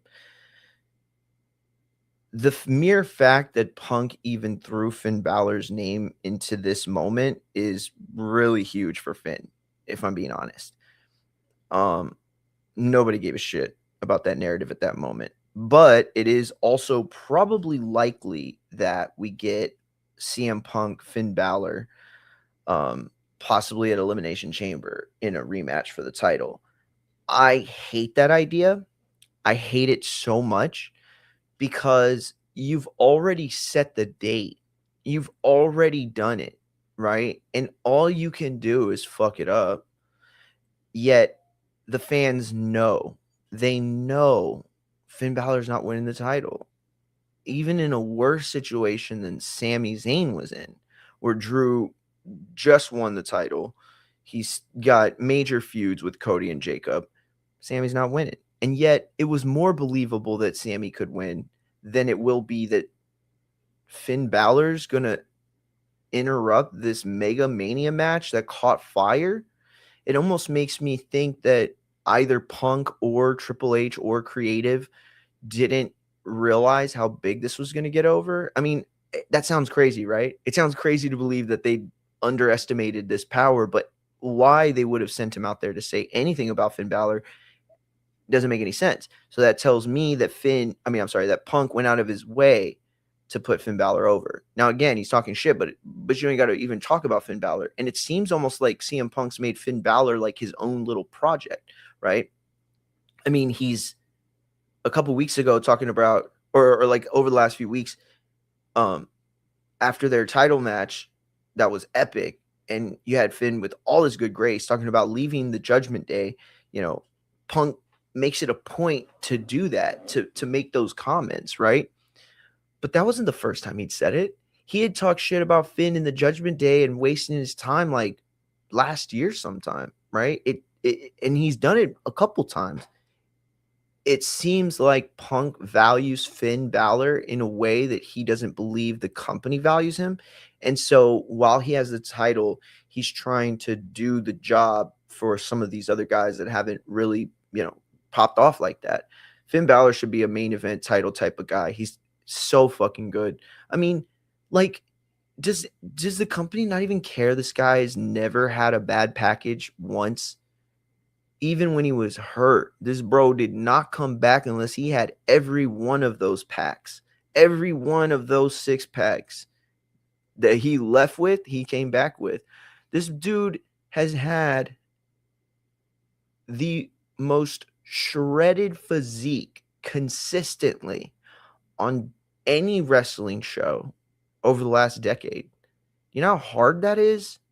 Like, reward that shit, bro. Like, reward it. Why does Punk have to be the guy that sees the value in someone when you're the dudes that are booking this fucking guy every week? And also, wow, what a wasted thing to do with Finn.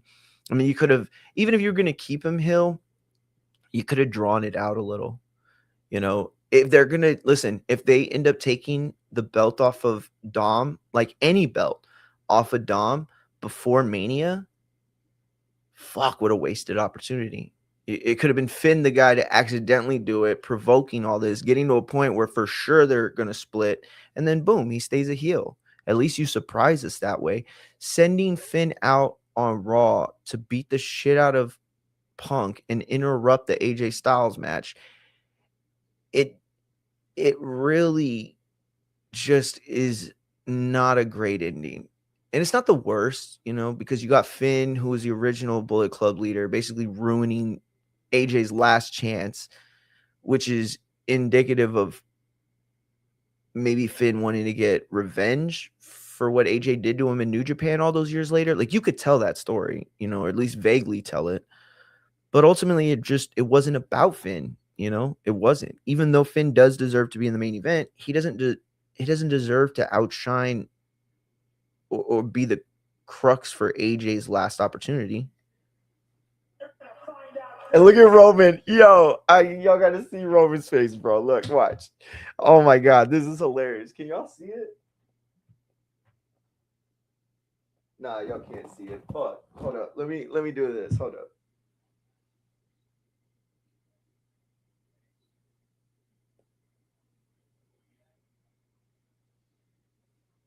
Can y'all see it now?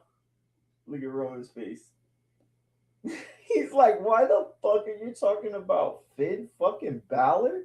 Yo, that was iconic. I caught that last night. But whatever.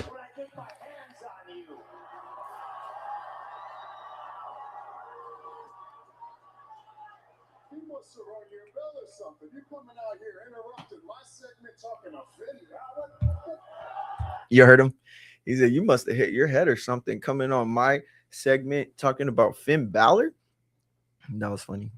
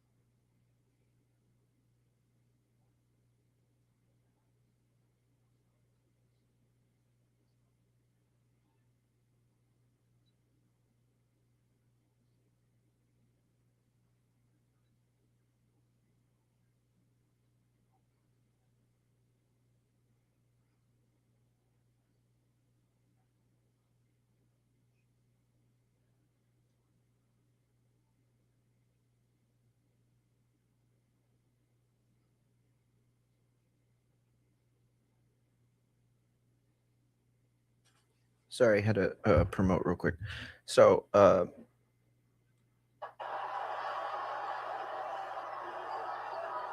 you say I interrupted you?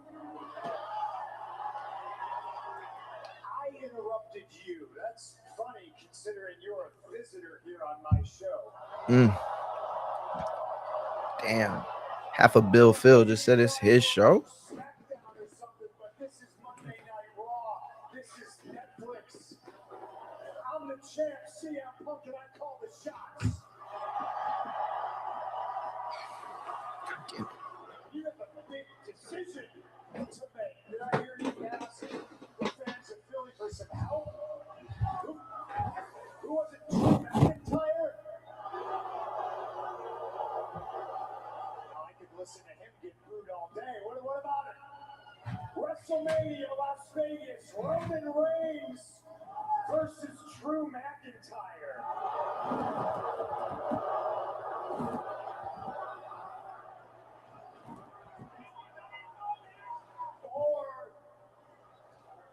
Joe, did you hear that guy? Matt told me last night and I never caught it. Listen. That guy just said, "Thank you, AEW." Back told me about it last night, but I never caught it. I mean, I didn't think he was lying. I never heard it myself. But you heard that clear as day. Thank you, AEW.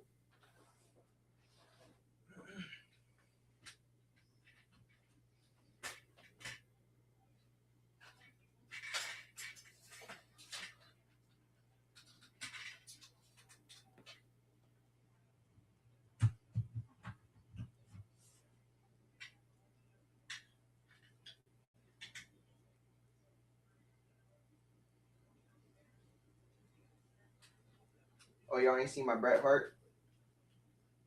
My Bret Hart homage?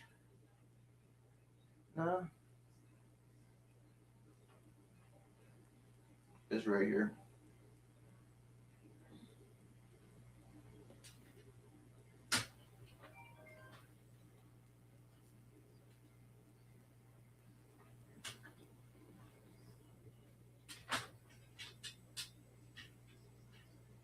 All right, let's do that.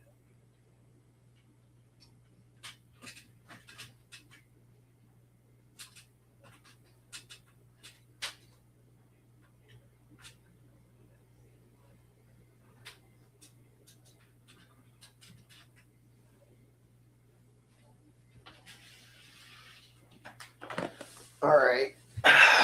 Guys, wish me luck on YouTube. We'll see what they do to me.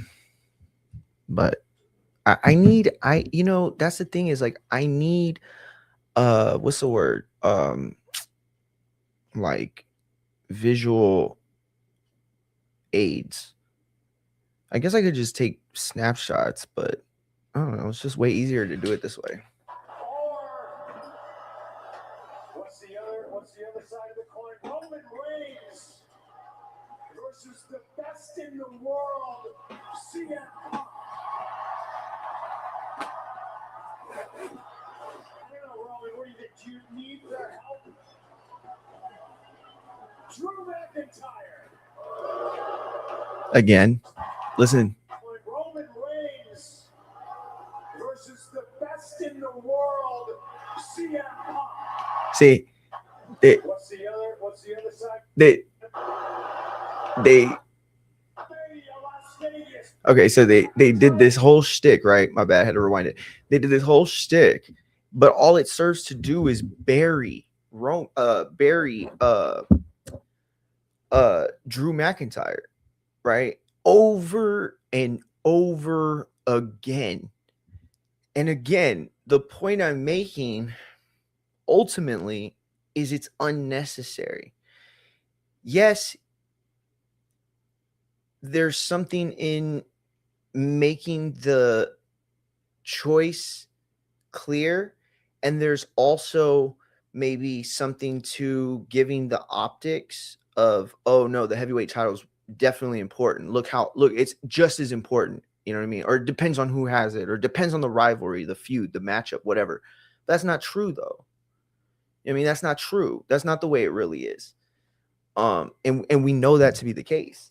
So it's like you're setting these people up to just like hate Drew. And not only that, you might be, whether it's and I'm not saying this is they're doing it intentionally, or they want this to be a byproduct of it, but they're also simultaneously making whatever happens with Drew less important, right? And my overall point is that this was so good. CM Punk and Roman Reigns launching this feud is so good. You didn't need to bury the world title. And maybe even if you did, you didn't need to bury the world champion with it. Like, it didn't have to be so personal with Drew. Like, everybody knows that watches wrestling, hardcores and casuals alike, that Drew McInytre is not on the star level of a Roman Reigns and CM Punk. Yes, it's true. That's true. Fine. Does it matter? Because at the end of the day, the other true thing that very few people know is that Drew McInytre is one of the biggest reasons these guys even had this product to come back to. Roman when he got sick, Punk when he took his ball and went home and then tried to destroy the WWE. All these guys, right? Drew has done nothing but work, and he did it with less continuity, less help from past stars, no help from family ties in the wrestling business. Like Roman and Punk are where they are, and they've earned that spot. But let's not pretend that there aren't benefits to their long-standing, lore, right? It's easier to get over when you have more background to draw from. But all I know is what they did tonight or last night. That is iconic. Iconic. All I'm saying is that Drew didn't have to be buried in the process.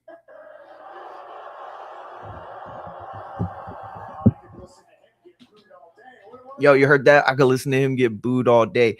Now, for Punk, the continuity is there, right? Him and Drew hated each other, right? But he could talk shit without burying him the way he's doing. It's one thing to be like, well, if you're keeping score, Roman, I beat Drew's ass in the final match.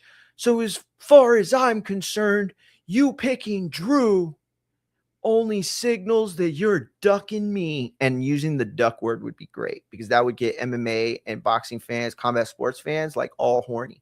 And so we go, oh man, I'm not going to duck Punk. I'm going to beat his ass. So like, that's it. You don't have to go and be like, bro, is Drew McInytre a fucking main event WrestleMania guy? Fucking no, right? Like, you know what I mean? Like, and even if you didn't even mean to do it, you understand the optics. Like, people that are going to show up to SmackDown on Friday, that live crowd, like, what do you think the percentage of them is that watch this segment? Not Raw in its entirety, but this segment. Probably like 80% of them. maybe a little less, maybe a little more. I wouldn't be shocked if it was like 90%, 95% of them. I wouldn't be shocked. But those people that are going to be at SmackDown on Friday, they saw this segment and they're taking that continuity into Friday night.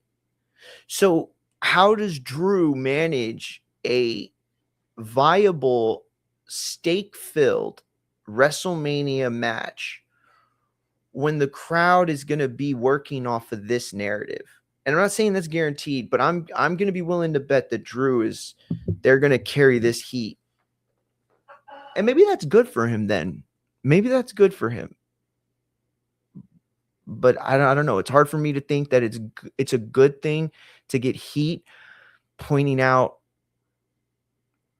the aspects of your career that aren't over, right? Like when Punk and Hangman Adam Page were feuding in AEW, I remember this line that Punk had that was fucking amazing. He's like, you go to Walmart and you go into the toy section and you can understand why Adam Page's nickname is Hangman, because all of his figures are there hanging, man, or something like that. I don't know. It was way better the way he did it. But you look at that and you're like, oof, that was because it was true.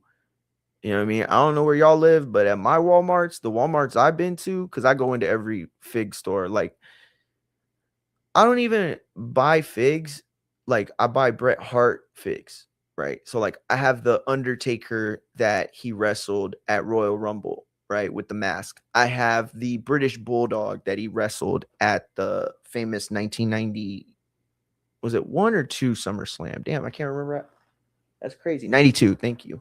92 SummerSlam, right? I have the Stone Cold Steve Austin with the bloody face from the I Quit match. I have that one. I have what else? I have the Jerry the King Lawler from then. I have the Shawn Michaels WrestleMania Iron Man. So, I have a Bob Backlund, Sid Justice or Psycho Sid from the Raw cage match. I have all the people from the, like, look, I'll just show y'all right quick. Like, so do I collect figs? Sure, but it's Bret Hart specific collection.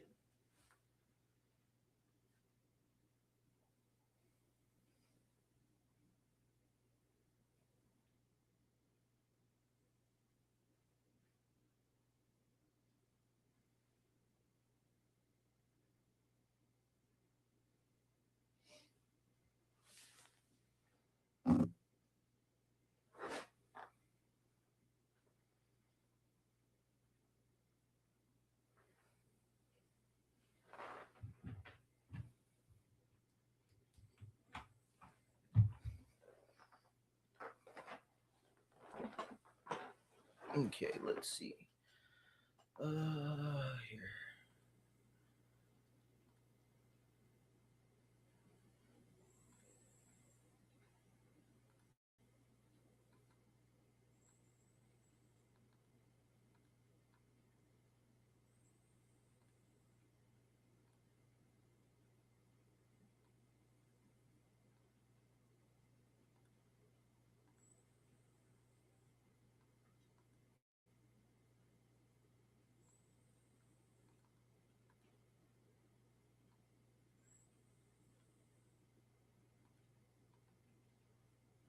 So you can see right here, like this is the famous WrestleMania 10 setting that I have right here. I had the Canadian Stampede with Hawk and Animal and all them, right? And then this is my King of the Ring setup right here. So if you saw this pay-per-view, then you know that this is considered one of the best single performances, or I'm sorry, one of the best performances on a pay-per-view card by a single wrestler. On this night, Brett faced off against what the fuck? On this night, Brett faced off against Razor Ramon in the quarterfinals, Mr. Perfect in the semifinals, and this was a rematch of their SummerSlam match the year 2 years prior, 91. They had a match. It was considered one of the greatest Intercontinental title matches of all time. And then in the finals, he beat Bam Bam Bigelow. This is the King of the Ring Game Boy cartridge. I found it in my dad's house like a long time ago and kept it. Didn't know why, I just kept it, but it works kind of perfect now, right? And so then this is the King of the Ring 93 Bret Hart. It came with the crown you can see right there, and it came with the scepter right here. Hold up, let me do this.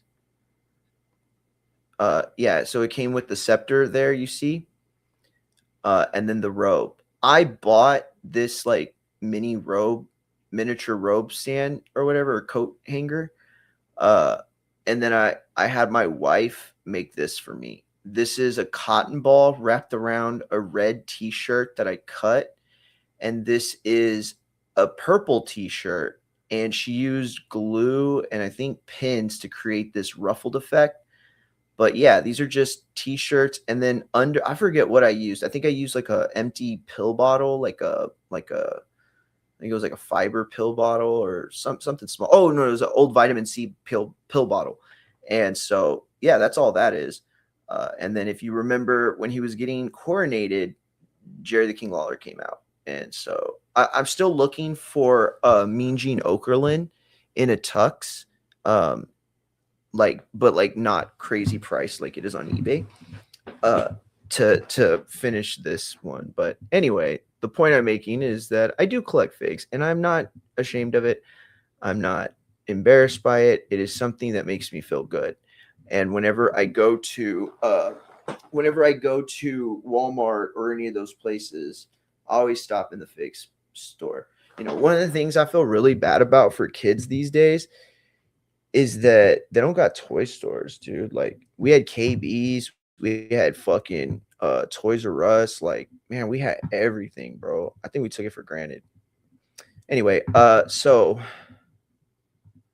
where are we at? Oh, that's why I was doing this shit. Bullshit.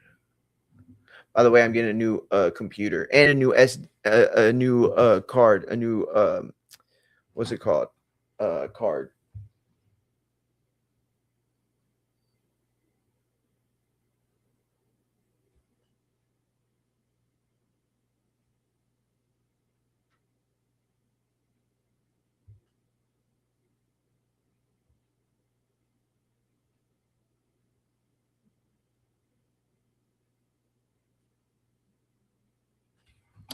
All right. So let's see where we are. WrestleMania Las Vegas, Roman Reigns versus Drew McInytre.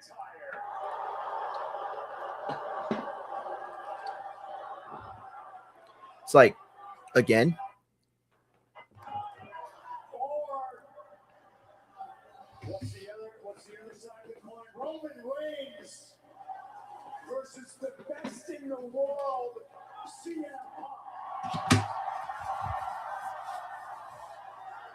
I don't know, Roman, what do you think? Do you need their help? Drew McInytre. CM Punk. see what I'm saying? Like, y'all know the promo battle that's coming. Y'all know where y'all are going with it. Assuming y'all did, shit, who knows? Maybe maybe Roman pulled some of this shit out of nowhere, but you knew it was gonna be fire. Like, you ain't got to keep doing this thing, right? They already told you how they feel. They already told you that they don't want Drew. To keep this whole shtick up, like, who does it serve? I feel like it only hurts Drew. Yeah, I think everybody's in agreement. The choice is pretty clear, but I am pretty sure that your mind is already made up. I know who you're picking, so go ahead. Take the easy way out. Pick Drew McInytre.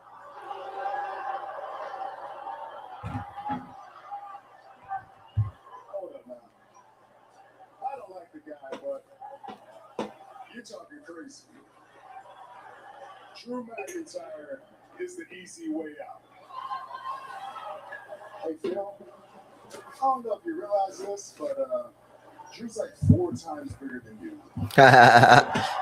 Talking shit about that height difference. I thought he had you crying over a little plastic bracelet.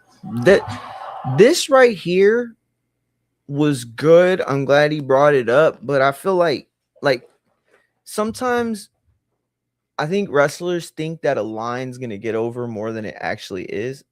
And so it's like a situation where you're like, oh, I'm gonna make it really stand out.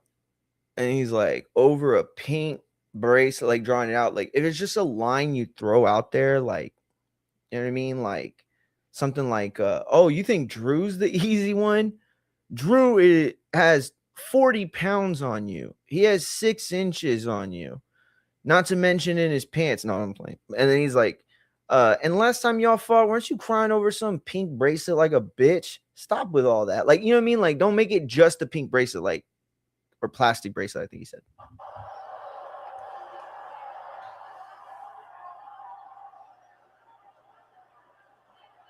And by the way, this was so good. I can't say how good this was. Like, I can't overstate it. You know what I mean? Like, there's no way. I see what happened. All right, my bad, guys. I see why it's doing that.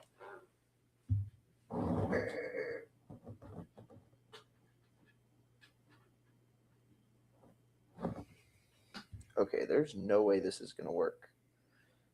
All right, I got it. Hold up.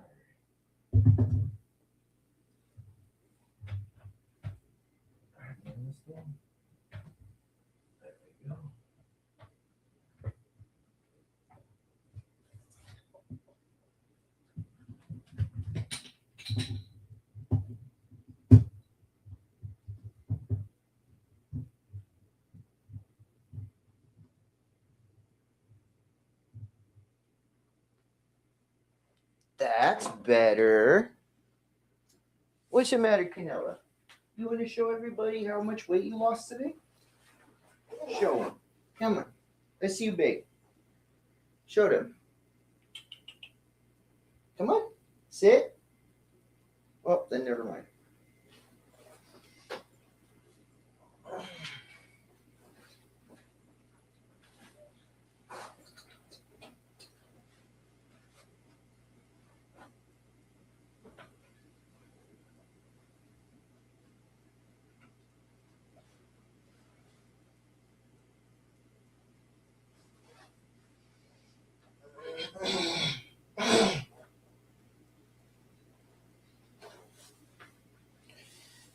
All right.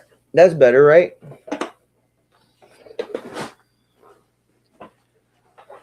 Yeah, that works. All right. Well, that was enough work for me to go and roll another L. Give me 1 second.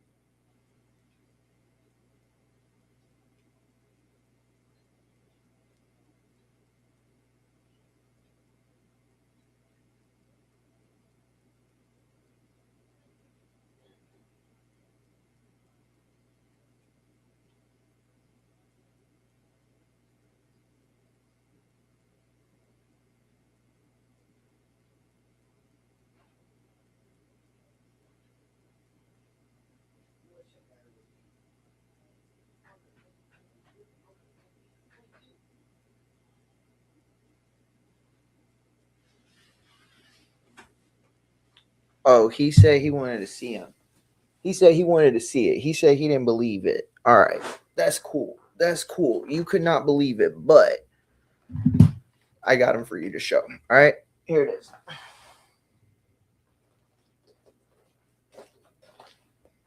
This is the Stone Cold one with the bloody face. I have them always set up, but I'm changing the ones that I've staged. So this is the bloody face one. You could get it Ringside Collectibles. This is the Hawking Animal from the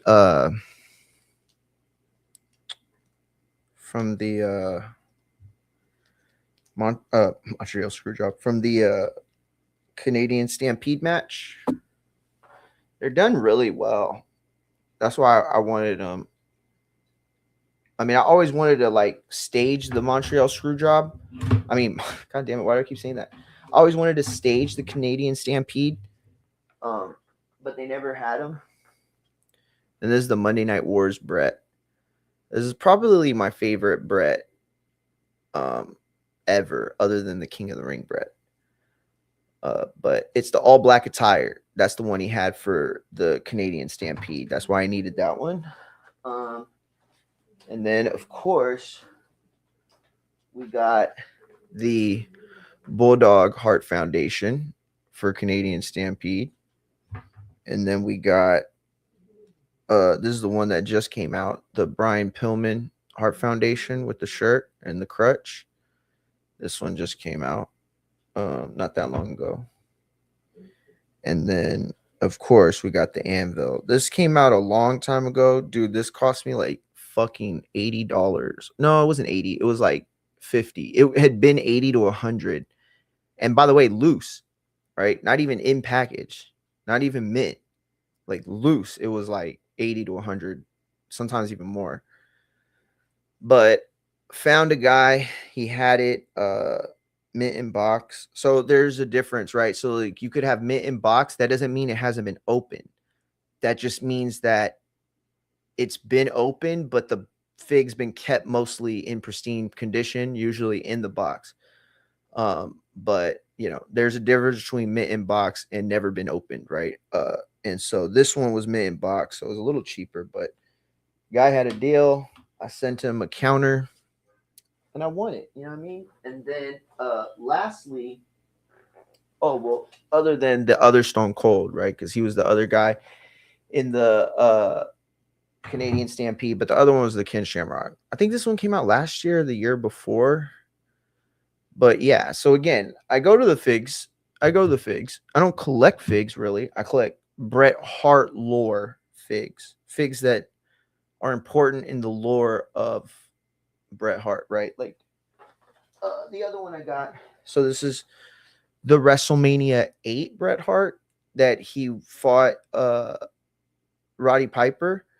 This was like one of the most epic jackets that he had. I know it's kind of hard to see with his hair or whatever, but it's Hitman. And then this is the actual WrestleMania Piper that had the title, and that's the shirt that he wore. So this is like the actual set. So anytime I can complete a set of Bret Hart figs that I already have, that's what I'm looking for. Right now, I'm looking for the Bulldog with the long hair that just came out, I think, on the 1st at Target. And that Bulldog is the era Bulldog that was Bret's cornerman in the towel match between him and Bob Backlund, in which a representative for each man was posted in the corner, and whoever threw in the towel for their guy was the loser. Bulldog had the towel for Bret. Owen famously had the towel for Bob Backlund. And what we ended up getting was Bret's mom working the match. And after Bulldog is taken out, Owen pleads with his mother to throw the towel in. Why she was given secondary corner position, I don't know. How she had the authority to, like, because like if I ran in and grabbed the towel from Owen and threw it in, is the match over? I don't know. But it was really good work from Owen, dude. He go back and watch that match. The match itself is terrible. It's probably one of Bret's worst pay-per-view matches, but the finish is an incredible work on the part of Owen. I mean, he is making his mother pretend, or he's pretending to his mother that he gives a shit about Bret. And I think he's crying in the match, if I'm not mistaken. And then that's when his mother reluctantly throws in the towel. It was a great work. It was a great work. Just not a great match, but anyway. Actually, I think it was that bracelet. Yeah. I forgot he had the bracelet on. Look at this, he's wearing it. Yo, and I swear to God, this got so nasty. Bro, I thought he was going to bring up Larry. I was waiting for Roman to bring up Larry. I swear to God, I thought he was going to be like, you all you did was come, because Punk started talking about all the dates he was working, right? Compared to Roman. He's like, how is this your place? How are you the man when you're never here? And he's like, I'm the one that went to Germany. I'm the one that went to Saudi. They both went to Saudi, but he's like, I'm the one that went to Germany, Paris, blah, blah. Like he started listing off, because remember, unceremoniously, for the first time that I can remember, WWE started the year on a European tour. And I think that was logistically necessary based on the Saudi show. I think that the way they figured is like, why are we going to stay in North America promoting a show that ultimately is going to be somewhere else, right? We don't have to promote in the homegrown manner for which we normally do, because Saudi's going to get the show. So we can go to, all these other places, right? And I think also you could look at it like they thought, oh, America's got the biggest problem with Saudi, right? Like, our American fans are the ones that talk shit about Saudi. But then you got to fucking Paris and you had them fucking screaming sellout when Triple H came up. You know, they started yelling crazy shit about Saudi when Royal Rumble promos would come out. So it was like, you know, I don't know.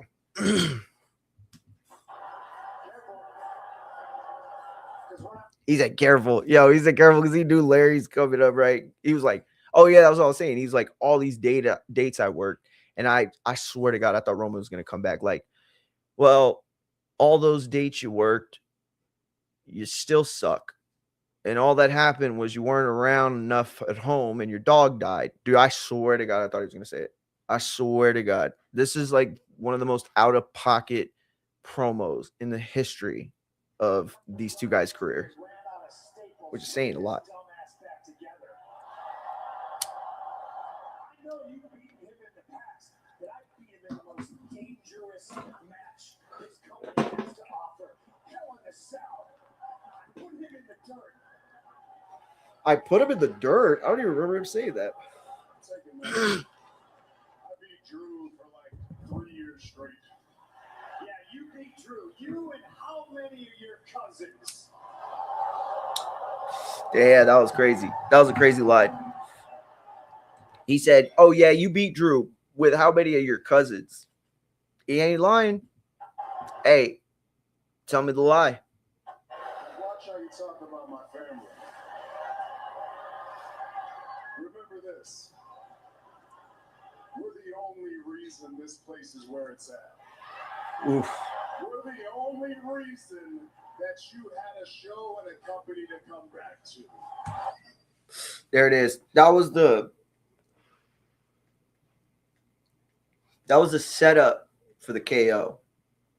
If you ever watch boxing or MMA, you see the setup shot come in and it lands. It's the one that dazes him, right? And then the knockout punch comes next. This was the setup shot, and this landed hard.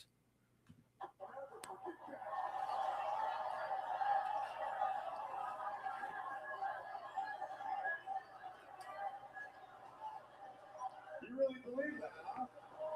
Philadelphia, do you believe that? See, you think you're the reason we're in the spot we're in, and you know what? You're sort of right, because you manipulated your cousins and your family and a great number of people thinking you're this great messiah, that you carried this place on your back and you held it up to the sky, but all you really did was hold it hostage.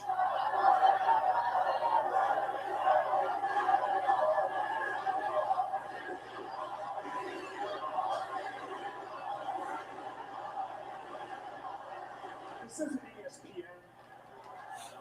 I heard what you said. I heard you go on McInytre's show. And So this has been a topic of controversy, I think we could use that word, because people are split on what that Roman appearance on McAfee last week promoting the Royal Rumble in Saudi really was.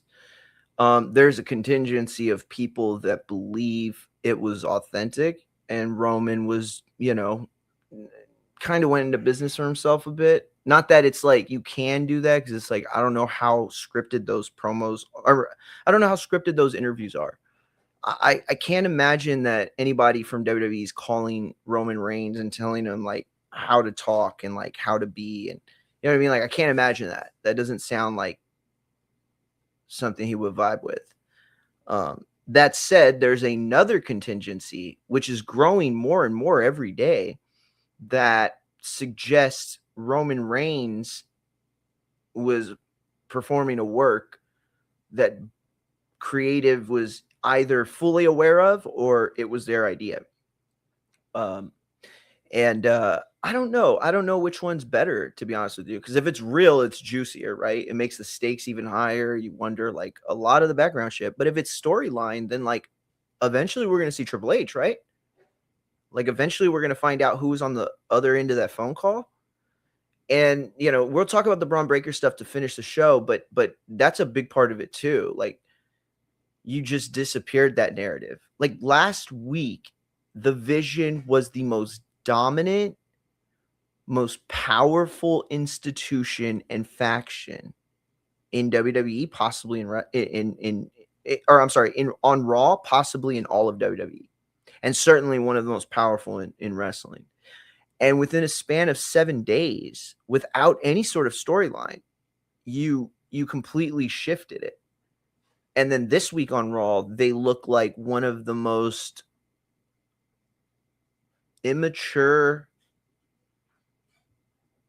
self-effacing jerk offs. Like this Monday was a step backwards in that story. For Braun, it was a step backwards. At best, it was a lateral move. But Braun Breaker and Paul Heyman and the mystery caller and Adam Pearce, they were cooking something. And I'm not saying it's not still on the stove. I'm not saying it's not still in the oven. All I'm saying is that, that enticing smell we were getting, that's kind of faded, And I really hope they're not just going to abandon the phone call. And we've seen that shit, right? Like, remember the mystery GM that would be on the computer? Like, never found out who the fuck that was, right? Who killed Vince? I know that's a little different, but still. It's just like a lot of times throughout the WWE, we got major plots that ended up becoming the company's biggest plot holes. So hopefully this Adam Pearce thing comes in, turns into something real. Your quarterly vacations are somehow now you graciously stepping out. He said your quarterly vacations are now somehow you graciously stepping out. And that was based on Roman.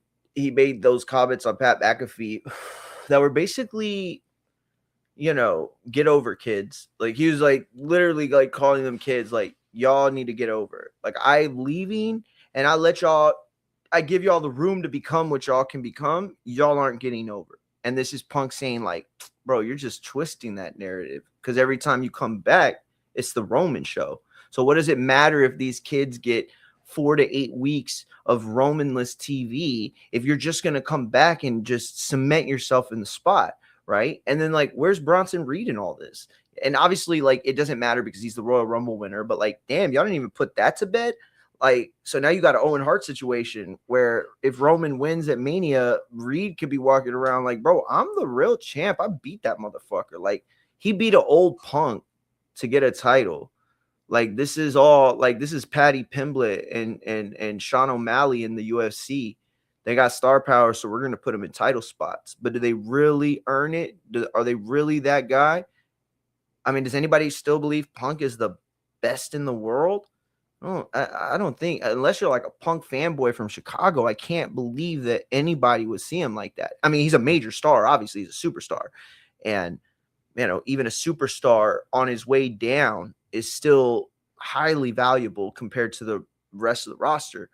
All I'm saying is that he's not the best in the world anymore, Sharing the spotlight with somebody, and then you have the audacity to say that nobody stepped up, nobody's filled your shoes, nobody's trying to follow in your footsteps. Many, many moons ago, once upon a time, I was champion for 434 days. With Paul Heyman by my side, does that sound familiar? Because you took it and you ran with it. You followed in my footsteps. And yeah, that was good because it sets up the Roman line for later. And this is Punk, right? Okay, so like let's get away from the kayfabe story. Let's talk about the profession of wrestling. This is Punk right here, helping to get Roman over. Like he says this line knowing it's going to set up this next line from Roman.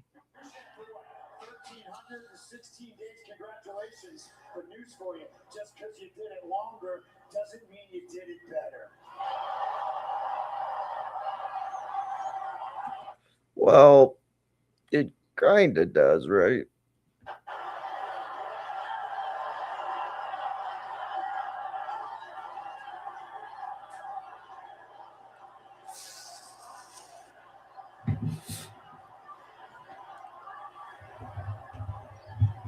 You're a box office qualified WrestleMania main eventer superstar, so you've earned the right to call your shot, and you show up here when you want. I appreciate that. I'm not mad at you.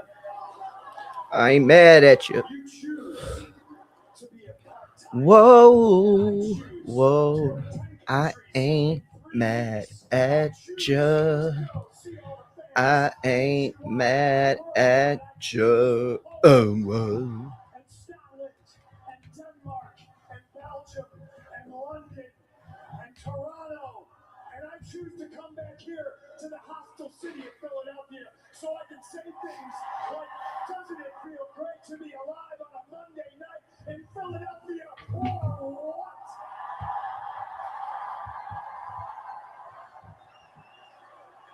I choose to be a fighting champion, just like I chose to bring you into this company. Ooh, that's nasty word. He said, I chose to bring you into this company. And, you know, here's the thing. I think that one of the biggest problems, it wasn't a problem, but I think they ran the Seth Rollins stuff too long with Punk, because this whole narrative, they played it with Seth too, right? But it was true. Listen, if you were not around in that era, then what you are unaware of is that Punk is kind of the reason the Shield was a thing. You know, the narrative off TV that seeped its way onto TV was that Punk was fully aware of how damn good Seth Rollins, at the time, Jon Moxley going by, what did he go by? Dean Ambrose, yeah. And then Roman Reigns, you know, he saw these guys and he recognized their talent, right? And then they started a work that ended to the turning on him, but that was prompted by, you know, Punk, and we'd later find out on the podcast that's referenced in this segment that Roman Reigns, or I'm sorry, that Vince McMahon and the WWE were asked Punk to get Roman over. And so when you go back and you look at that storyline and you look at the timeline of it, right? Punk, in a lot of ways, like, was the big bro for Roman, you know, before The Rock came and attempted to circumvent his, attempted to cement his authority as a member of the bloodline or a member of that family, right? But it was only after Roman Reigns had reestablished them as a major player in the game. You know, you look at the lineage of that family, and while their roots are very deep in wrestling, none of them have ever really been top superstars. None of them. Umaga, yeah, he was a great talent, but, you know, I don't think his reign lasted long enough to consider him one of the greats. And he certainly wasn't like a box office superstar. You know, the Head Shrinkers, you know, Rikishi, you could argue, is the most notable member of that family, in terms of commercial appeal. And then The Rock came, but there was like no family narrative with him, right? He was kind of just like his own thing.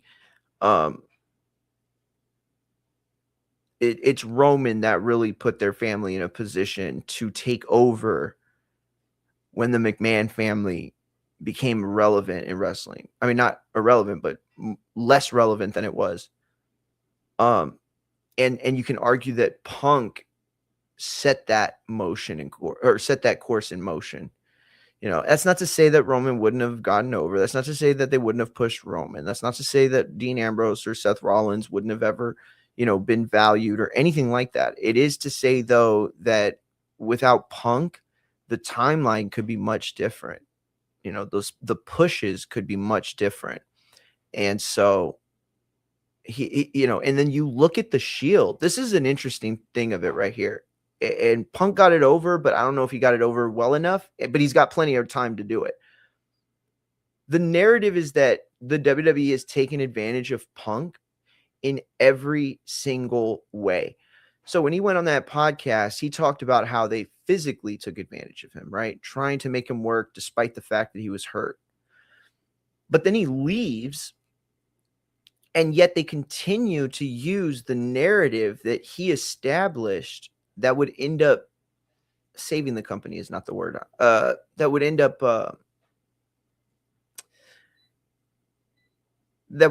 up becoming a multi-pronged storyline and character arc that would become the most interesting aspects of WWE. So when you look at the moment the Shield was introduced in WWE, right? And then you look at the moment that, or like you look at where we are today, or we look at where we were before Punk came back. It was Jon Moxley or Dean Ambrose at the time, Seth Rollins, and Roman Reigns that attributed for the biggest moments, the biggest storylines, the most interesting feuds and promos and matchups and everything, right? Seth Rollins' cash in at Mania on Brock Lesnar and Roman Reigns' single match goes down as one of the greatest moments in WrestleMania history, certainly one of the greatest cash-ins, right? And that performance from Seth Rollins, I mean, he raised the bar of that match when he came out and pulled out a move that he'd done many times in Ring of Honor and on the Indies, but had rarely pulled out on WWE TV. And so that ends up being a Seth Rollins moment, right? Dean Ambrose, you know, was a bubble guy, but used in some of the most influential ways and moments and feuds in the company's history, or at least in that era. And then Roman Reigns, obviously, bloodline, Paul Heyman, like everything he's done, right? He's been the guy. But again, it all goes back to Punk. He leaves the company, but they take what they can from him, right? And he gave them the vision on these guys. He gave them the course that could be set. And while you have to give credit, way more credit to creative and Vince and these guys, because Punk wasn't there, they could have still failed if they weren't those guys, but they were those guys. But again, it's like Punk's brand of wrestling, Punk's creativity and vision end up being utilized in his absence, right? So now he comes back to hear Roman spout about how he is the guy and he kept this all afloat, and he succeeded in spite of Punk's efforts to tear down the company. This is like poetry. I mean, this is like fucking Shakespearean shit. This is like upper level storytelling, right? The kind of shit you could only do today with like 80 years of fucking Marvel lore, right? Or 70 years of DC lore, or countless multi-million-dollar selling books like Harry Potter or Twilight. This is the stuff you can only do with well-established backstory and superstars with so much talent, it's spilling out their fucking eyes. And that's what we saw with this. That's what we got. To follow in my footsteps, and I'm here to tell you, Tribal Chief, you learn from the best. I'm proud of you. You got a decision to make. There's 2 mountains to climb in front of you, and yeah, one is the easy way out because one is a guy that you think you can beat, and the other one's a guy that on your best day you can't touch because he's the best in the world. Fell a little flat, but it was good enough to pass the ball to Punk. I mean, to Roman. And again, this goes to the whole point. Punk is doing the job for Roman in this moment. He's giving him the setup, right? He's throwing the punch that he knows leaves himself open for the bigger counter. And that right there is a team player. That's Punk. That's Punk being the veteran that he is. To go after a title that makes you can climb Mount Everest with no Sherpa, and you can step through door number 2, and you I thought he said bare feet last night. I swear to God, I heard him say you can climb Mount Everest with your bare feet. He said it without a Sherpa. I swear to God, he didn't say that. I must have accidentally gotten transferred to another universe where literally everything's the same except for the one line that he said. Because I promise you, he said bare feet last night. can go after the man that has made this title. And is Either way, it's a badass line. It's a great line either way. as the heavyweight champion of the world.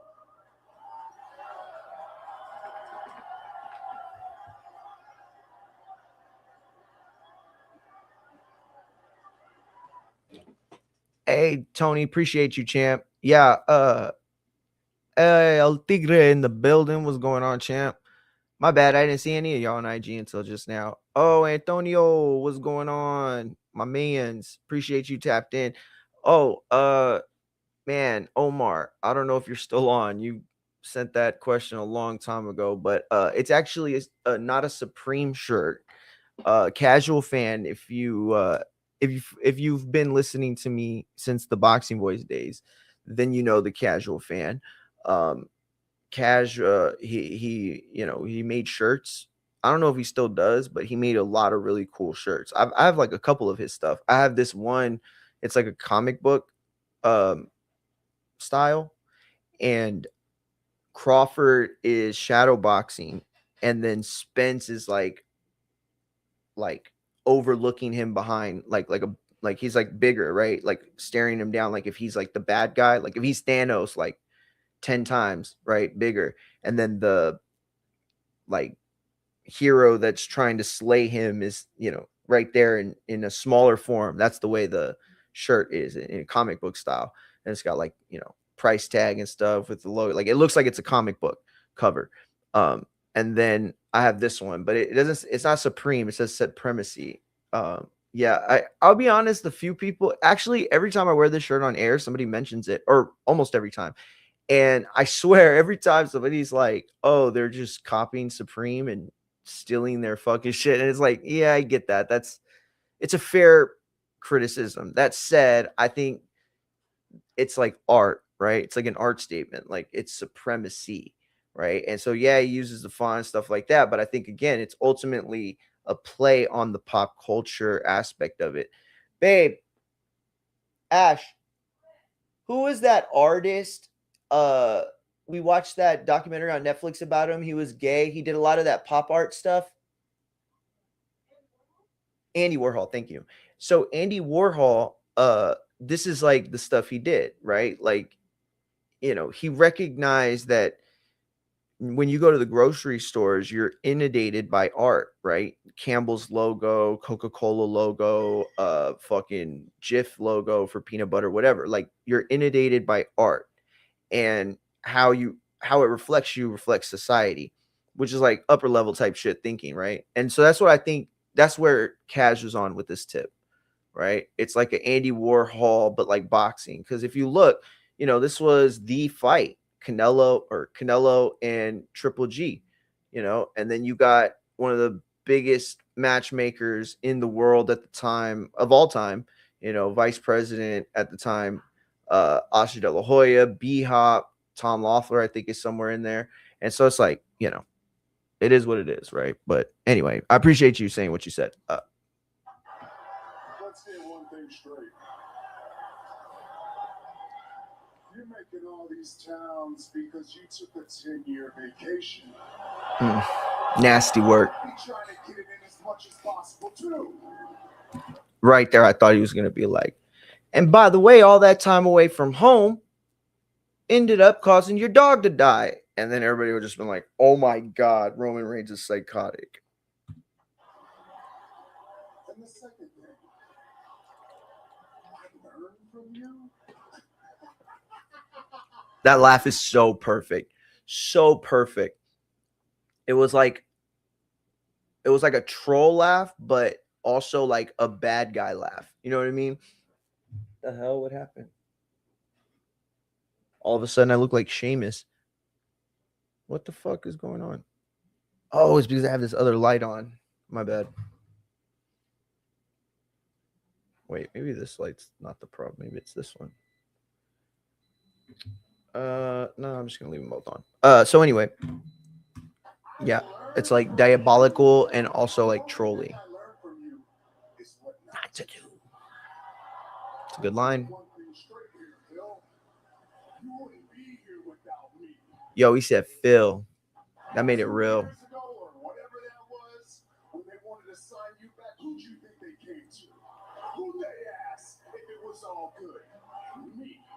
Whoa. That right there is probably one of the line. If there's any line that I think could have been like something Roman said that they didn't know was going to be said, it was that right there. Maybe. Because that was nasty work. That was nasty work for real.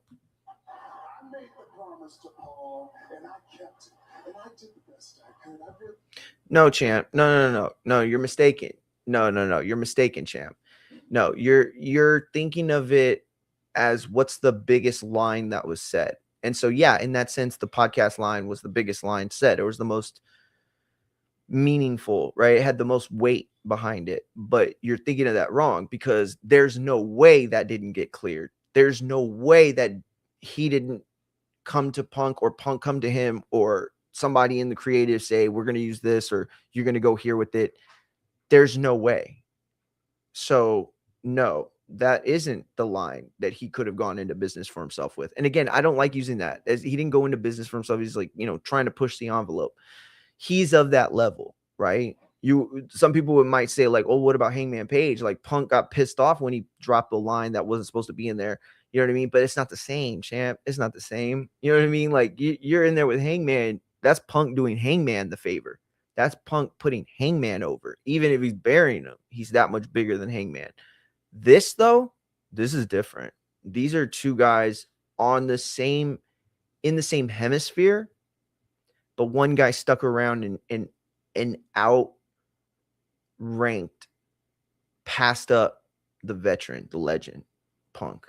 And this is now Punk trying to get back to reestablishing his presence. But I will never forget 10 years ago or so when you go on your little best friend's podcast, running your mouth, making my life harder than it ever should have been. Yo, and I was surprised that Philly crowd didn't react. I remember thinking last night, like, yo, why was I so much louder than my TV at that moment? Because Philly is historically, Philly's like one of the smartest crowds, right? They're like one of the smartest fan bases in all of wrestling. But things have changed. Philly is not the crowd it used to be, and it hasn't been for a while. It's still, a really smart crowd. It's still one of the better crowds, right? The ECW chants aren't as prevalent as they used to be, right? I think that their lust for carnage has definitely decreased. They're not the extreme town that they used to be, right? And so, yeah, I was a little disappointed that they didn't react to that line. You back here, and what do? You screw me. You take my wise man, you try to brainwash my cousins, and you almost brainwashed me. Because at War Games, I shook your hand like a man. What we say, Z-Bros or some stupid shit like that. Yo, when he dropped the Z-Bros line, that was done, bro. That was it. He's like, Z-Bros or some dumb shit. Yo, you fucking shitted on the Z-Bros. You buried the Z-Bros. Diabolical. That's all I gotta say. Diabolical. That's Thanos shit. You just shitted on the Z-Bros. How many kids were crying there after that line? Just watching it like, no, not the Z-Bros. Bro, we was Z-Bros for life. What are you talking about? Z-Bros for life. Yo, diabolical.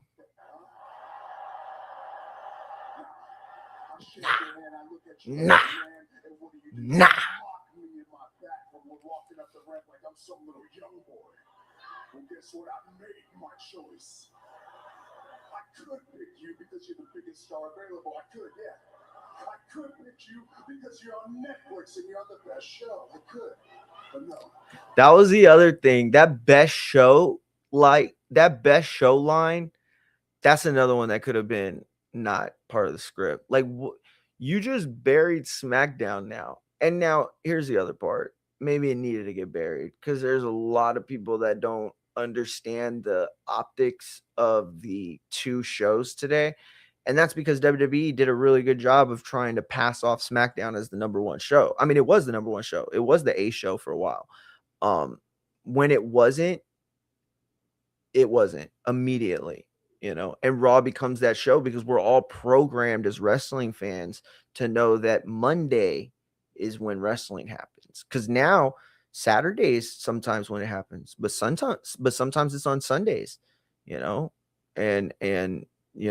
that's the thing. It's like no matter what those other days are for the PLE or the Saturday Night Main Event or whatever,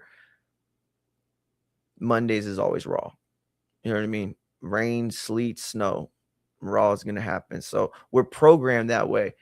So maybe it's not really burying SmackDown. Maybe it's more just like saying the truth out loud. But at the end of the day, it's like, damn, y'all still got to sell tickets to SmackDown and try to pass it off as just as interesting as this. Like, I remember the Raw or this year's Raw Netflix anniversary show.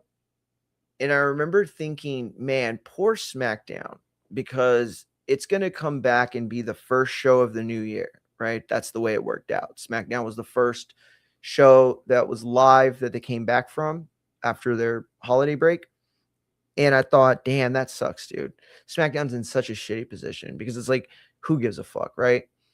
And then it's like Raw on Netflix is that Monday, right? And it was almost like WWE was going out of its way to like make SmackDown better.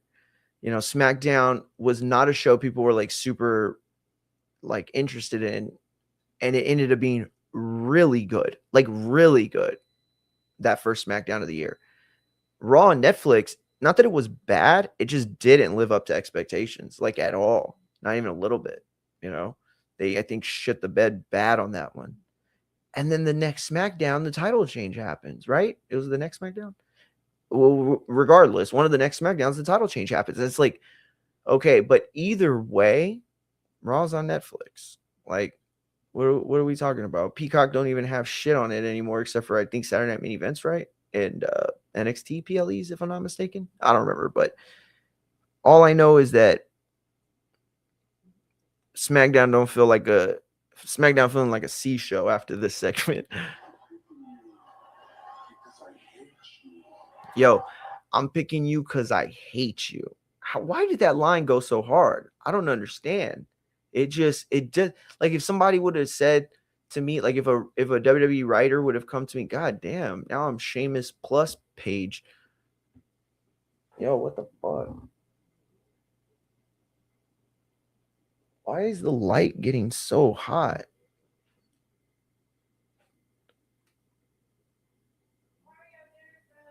Okay. Yo, that always hated you right there.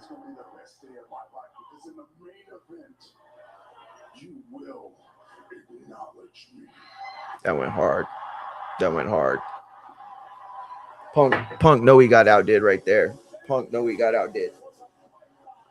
All right, we're gonna. But Michael Cole's so. I was gonna say it, but I can't say that word. I'm not gonna say that word anymore, or I'm gonna try. He's so lame.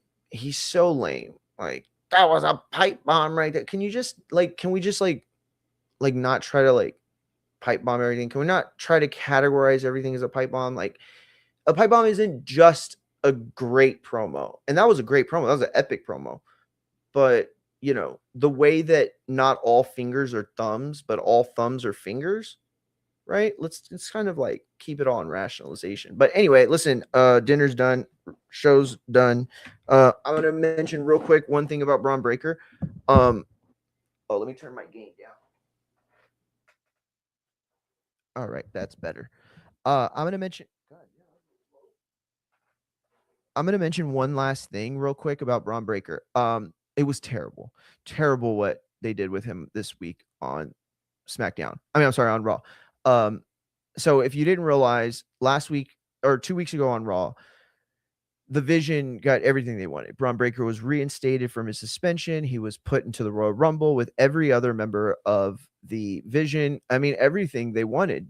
Adam Pearce just rolled over, and it all stemmed from whatever phone call the week prior he had received, based on whatever phone call Heyman made to that same person. And so that storyline just disappears. I really hope they had a plan for that. If they just did it, not realizing like who they were going to make that phone call be, whew, boy, that would have been crazy. But anyway, Braun Breaker comes out, throws a hissy fit, destroying everything. They start to reflect, or like they allude to the idea that it's Austin Theory, right? But the camera work and some of the subtle production things they did allude to the potential it might be Logan Paul as well. And I think Supermex or Matt, one of them said that it was Logan Paul. And so shout out to them. I think they might be right, or at least that might be the direction right now. Who knows, right? I mean, I'm guessing we're gonna get like another 50 fucking hooded guys come out in the next, before WrestleMania. But I don't know where this is heading, but all I know is a giant step backwards for Braun. And all I can think is like, are they trying to make him face now? Like, I don't know. I can't understand where the direction would be leading to, because a lot of times you can understand where the destination is without understanding the road, right? Or without knowing the, what the GPS directions are going to be, right? But all I know is that Braun took a step back. Where he was subtly being positioned and somebody in the back orchestrating his return. Like that all spelt like some fucking stone or some Vince McMahon, like what was the faction called? Corporation. That's what it all felt like. And now it just feels like a stupid mid-card shit. I don't know. It just sucked all the air out of it. And I'm sorry, I love LA Knight, but that he does absolutely nothing in terms of the building of Braun Breaker at this point. Seen it, done it, been there, don't care. All right. I'm not saying LA Knight and Jey Uso should just like disappear, because I think they're both great. I think LA Knight has a bigger ceiling at this point now. After Jay kind of got his shot, we kind of know exactly where he's at and what his limitations are. I don't think we know that on LA Knight. So absolutely, I want to see him get his shine. I don't really want it to come at the expense of putting Braun Breaker over, because we all know that when push comes to shove and they make a decision, Braun Breaker is the future of that company. LA Knight is a guy that they can't deny his star power and how well he's over. But, Heyman comes off as a bitch, right? They're like not doing what he says anymore. Adam Pearce is like, oh, you want Braun and LA Knight? Oh, well, you getting Reed and Penta. Eat a dick. Like that's, and it's like, what changed? Like what changed? You book Braun to get eliminated first. That had to have stood for something. And if it didn't, holy shit, bro. I mean, we can't play this thing out forever and expect Braun's heat to just stay where it's at. It's not how it works, And this goes to the whole Obafemi shit. This goes to the whole, like, you can, like, look what they did with Obafemi. Like, you send him out there and he beats up this tag team for what? The tag team that was already like I'm not gonna say a laughing stock. I think they're great, but they've been booked as soft boys. They've been booked as losers. They've been booked as all that. So, listen, I want to thank everybody. Oh shit, Matt, I'm sorry, bro. I didn't even see that you were. It's only the Shield could reunite to take on Punk. You're absolutely right. That would be dope. And that's another problem is like, man, it would be great to have Dean Ambrose back. It'd also be great to see Seth Rollins over there at AEW too, though. The timeline is completely different if Punk never leaves. You're absolutely right. And that's like the whole thing. It's like this what if scenario. I don't know how many of you watch the what if cartoon on Disney Plus. It's like Marvel, like what if scenarios, right? Like major changes to the lore of longtime characters like, you know, Captain America and Hulk and stuff. And it would be awesome, like if we could just do like a cartoon version of that for wrestling. And what would it be like if Punk never left? Like, how big would Roman have really gotten? How big would, you know, Seth or Dean or any of those guys have gotten? Think about it. If Punk stays in 2014, no yes movement, very true. No Roman push. I don't know if we don't get no Roman push, but I certainly believe that we wouldn't have gotten it when we got it. AEW misses out on the star that pushes them the furthest early on, as controversial as it was. Bro, you're so right. You're so right. You're so right. Man, when you think about it, CM Punk is like one of the most what's the word? Influential wrestlers in wrestling today. And that's crazy when you think about it, because he was missing for years, you know what I mean? But anyway, guys, I want to thank you all for staying on as long as you did. An hour and a half turns into 3 hours really fast. But I want to thank you all for tapping in. Reminder, we will be live tomorrow for AEW Dynamite. Okay, so we're going to see if AJ Styles shows up. I'm not banking on it, but me and Matt are going to keep those quarter chubs just in case. And we'll be live for that. We're going to do boxing though tomorrow. We'll talk a little bit more about the ring. We didn't get ring 6 this past weekend. We didn't really get to go over a lot of the fights. We only really got to go over Tio and Shakur. And then we're going to talk about the UFC as well on Thursday. So make sure you're subbed. Make sure you're following. Make sure you tap in. And by the way, go and check out Monday's episode last night. I know it was a long one, but do me a favor. Go to like the hour and a half mark, maybe an hour mark. I'll figure it out. But check it out. Me and Matt, we did a little something different. Matt is working on some different kind of content he wants to try.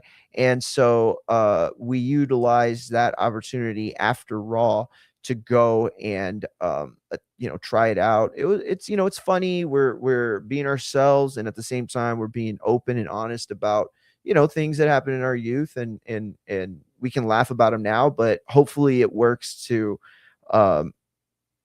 help others and maybe even have them open up. I think men's mental health is one of the most important and underlooked or overlooked, topics in all of Western society. And so I think it's an important thing. So shout out to Matt. Make sure you go and subscribe to his channel, talking about sports. Talking sports radio. Talking about sports radio, right? And so, yeah, he does it all over there. Boxing, wrestling, MMA, football, basketball, everything. And so he's got a big Super Bowl show on Thursday. He's going to give us some of his bets and parlays and all of that. So make sure you're tuned into him. Make sure you're subbed and following my channel. And if you could do me a favor, if you're like subbed on X or IG or YouTube or Twitch or any of those, if you could do me a favor and go to YouTube or go to go to YouTube or go to Twitch and follow at InfightingFX. You have to put the at sign or it's not going to put up. It's at INFIGHTINGFX. InfightingFX. It's Infighting Exchange, spelt InfightingFX. And you could go to TikTok too. I'm posting a lot more on TikTok. And doing a lot more lives. Like, I'm going to try to go live like almost every day of the week for at least like 30 minutes. So yeah, go on over there, sub to the channel, follow, like, turn on the notifications. We'll be back tomorrow. And remember, we're live Monday through Thursday, plus all of the big pay-per-view /PLE /Paramount Plus /Netflix shows. We'll also be talking about the rumor that AJ and Fury are finally going to get it on, and it's going to be promoted by Zuffa Boxing on Netflix. How is that? I don't know, but we'll talk about it tomorrow. Until then, appreciate everybody following, appreciate everybody liking, appreciate Machine Gun Matt keeping the show popping as always. Until tomorrow, peace.